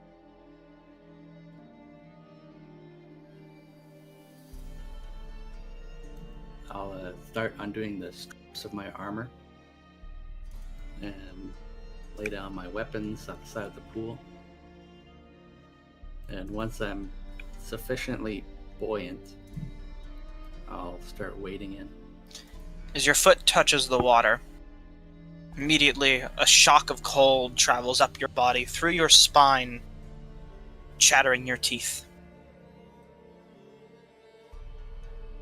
Like an embrace of frost.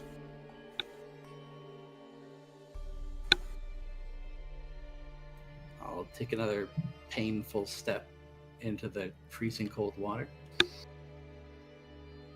You step in, becomes warmer and warmer as the cold begins to go away.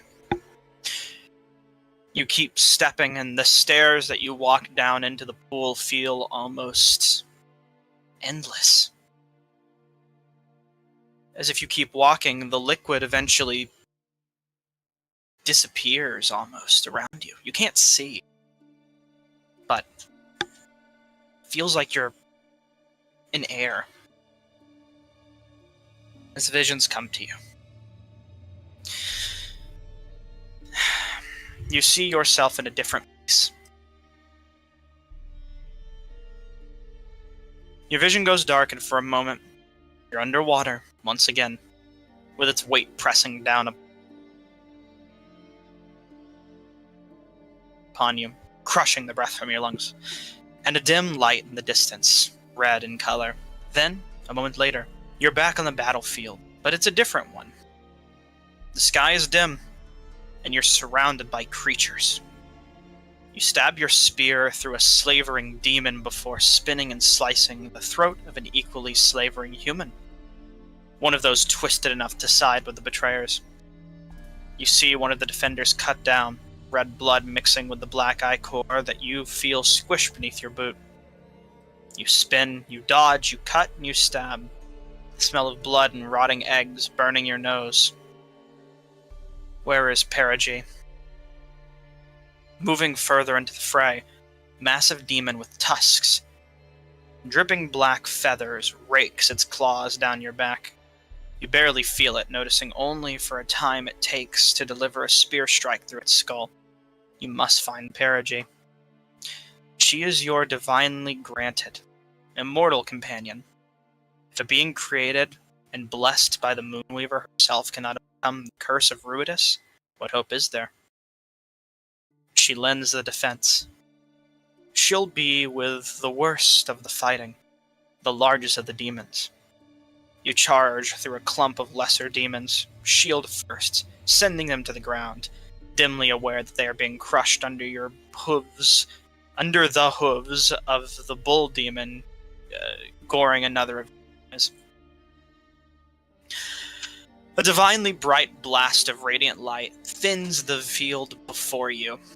You can see her, Perigee, with moon-bright wings and shining mace spattered in black gore. She fights fiercely, and she is strong. You know this. She saved your life countless times while the two arrived to cleanse the temple. To end the demonic presence in Wildmount. But her foe is a massive winged demon of fire. Its whip is coiled around her forearm, burning the flesh. You can smell it from here. You can feel the heat that gives off. Another twist and stab. You hear Perigee chanting a prayer to the Moonweaver. Hear the clang as she deflects a fiery sword strike. Smell the burning feathers. Divine light grows brighter. Voice louder. You cry out her name, but the demon delivers another strike. An abyssal and divine fire clash, combining in a massive explosion.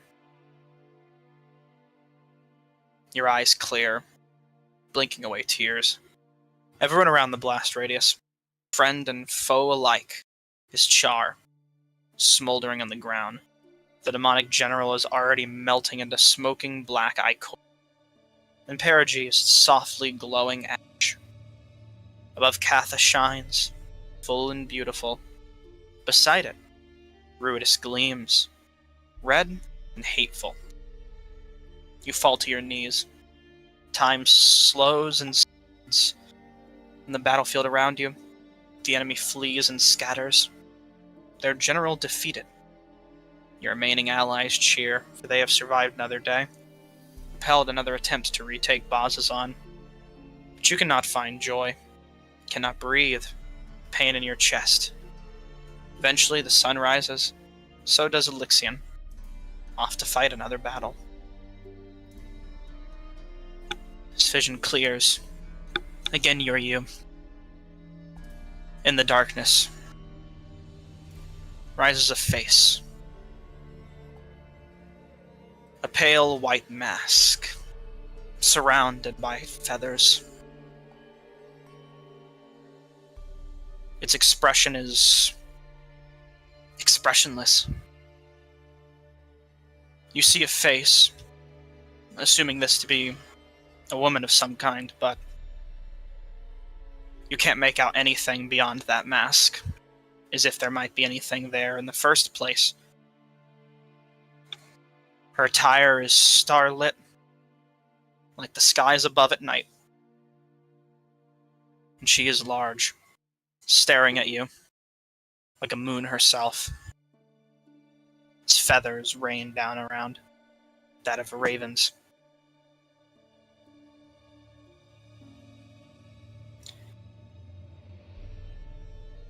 You see her lift her hand. Golden strings, like a puppeteer's from your body, appear. As they rise up, you feel yourself pulled. The aimlet before you falls to the ground. It gleams. It shines. Like the moon. Like gold.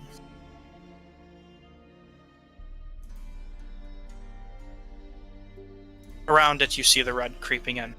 You. But the light of that amulet fends it off. Inspires you. Though it can't fight forever.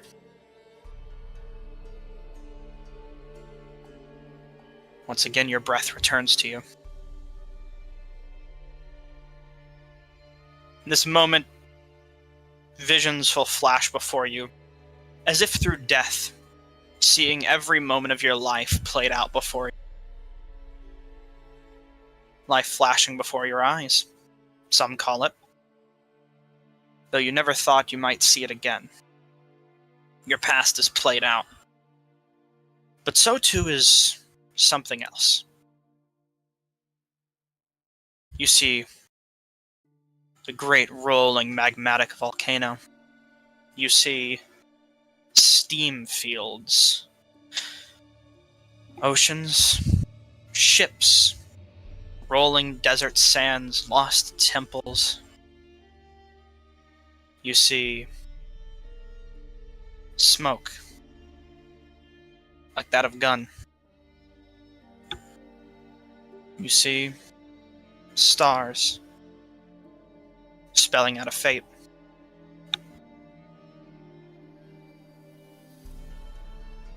You see it all at once, so fast before you, that you almost lose it. Definitely, he sees glimpses of his past and his family and his sister, who he loves very much. Eric's just going to start tearing up just a little bit. Your tears fall to the ground like starlight into the below. It's all put before you, and you're left with only a brief moment to say anything, to ask whatever might listen.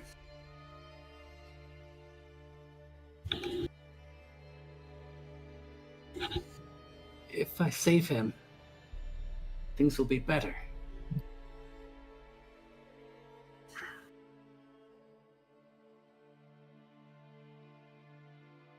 The masked figure looks down towards the amulet.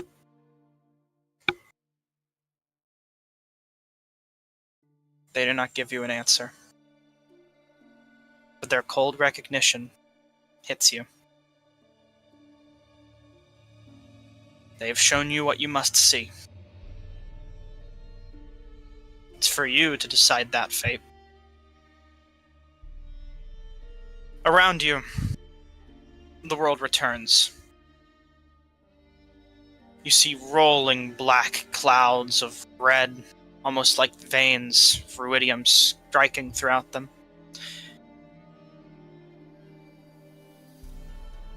You see chains shooting around, locking away. But eventually it all fades to nothing as you wake up in the middle of the... You can breathe for a long time.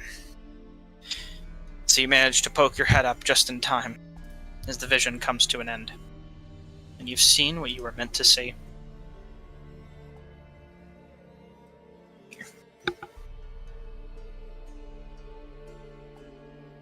Eric's gonna dive back under the water and just screw his eyes shut and then try to open them again and screw them shut and try to open them again and try to will some sense of a vision to come back to tell him more.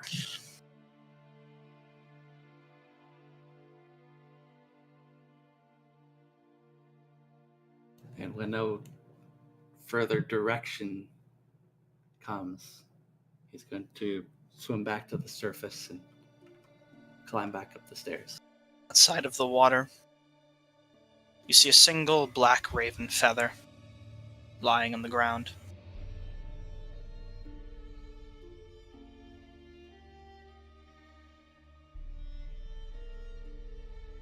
I'll definitely pick that up and turn it over. There's no writing upon it.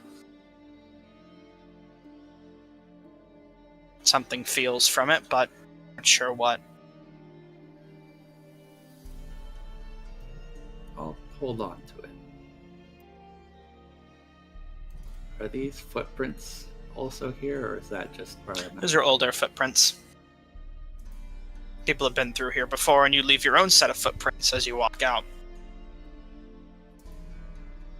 I'll pick up my equipment and, still holding the feather in one hand, make my way towards the door I came in. Mm-hmm.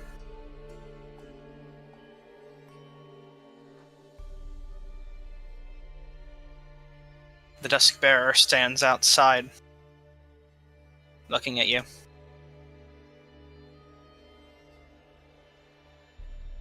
I'll hold up my black raven feather. She nods in acknowledgement. I've seen things, but I'm not sure it's the answers I was looking for. Perhaps it's guidance, perhaps it's a curse. The answers will never be clear. Fate is not a determined certainty. It is a shapeable mold of clay.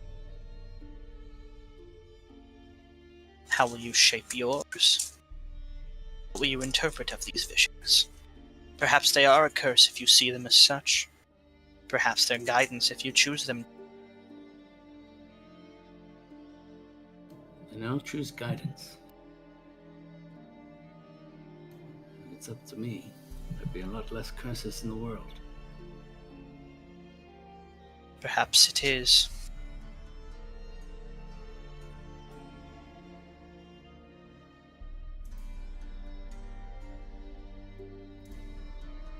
But you will not be the last. Nor have you been the first to face great odds. So face them. Or let destiny fall by the wayside. That choice is for you to make. But you have now seen what awaits you. Suppose destiny's kind of my thing. I'll make the most of it.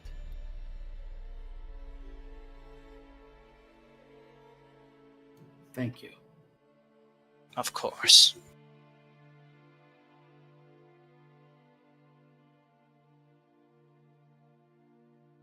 As you're walking out, your brain fills with those visions flashing by you. You remember the face of that demon. It was familiar to you, most certainly.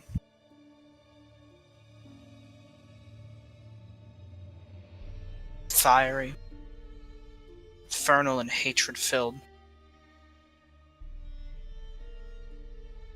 You knew him. Alright, but I knew 2 Baylor demons. Then I'll let you interpret which one it is. Now, realistically, specifically, it was magmatic. Even your chest armor gleams or burns almost as you come out. As if almost in recognition of what it might once was. Or its eternal enemy. Your choice. Damn it. Well, this is a lot going back.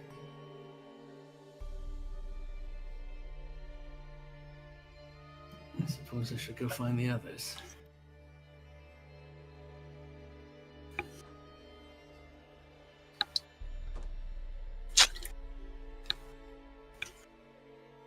Step out of the temple once more.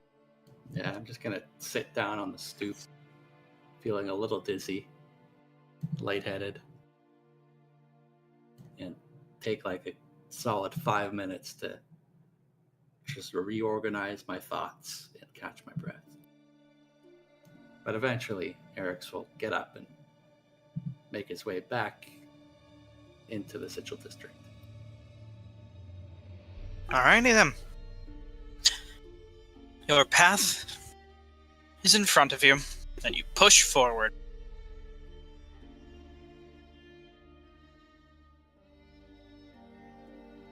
You'll make your way through roads and find your path towards the terrace in the Sigil District.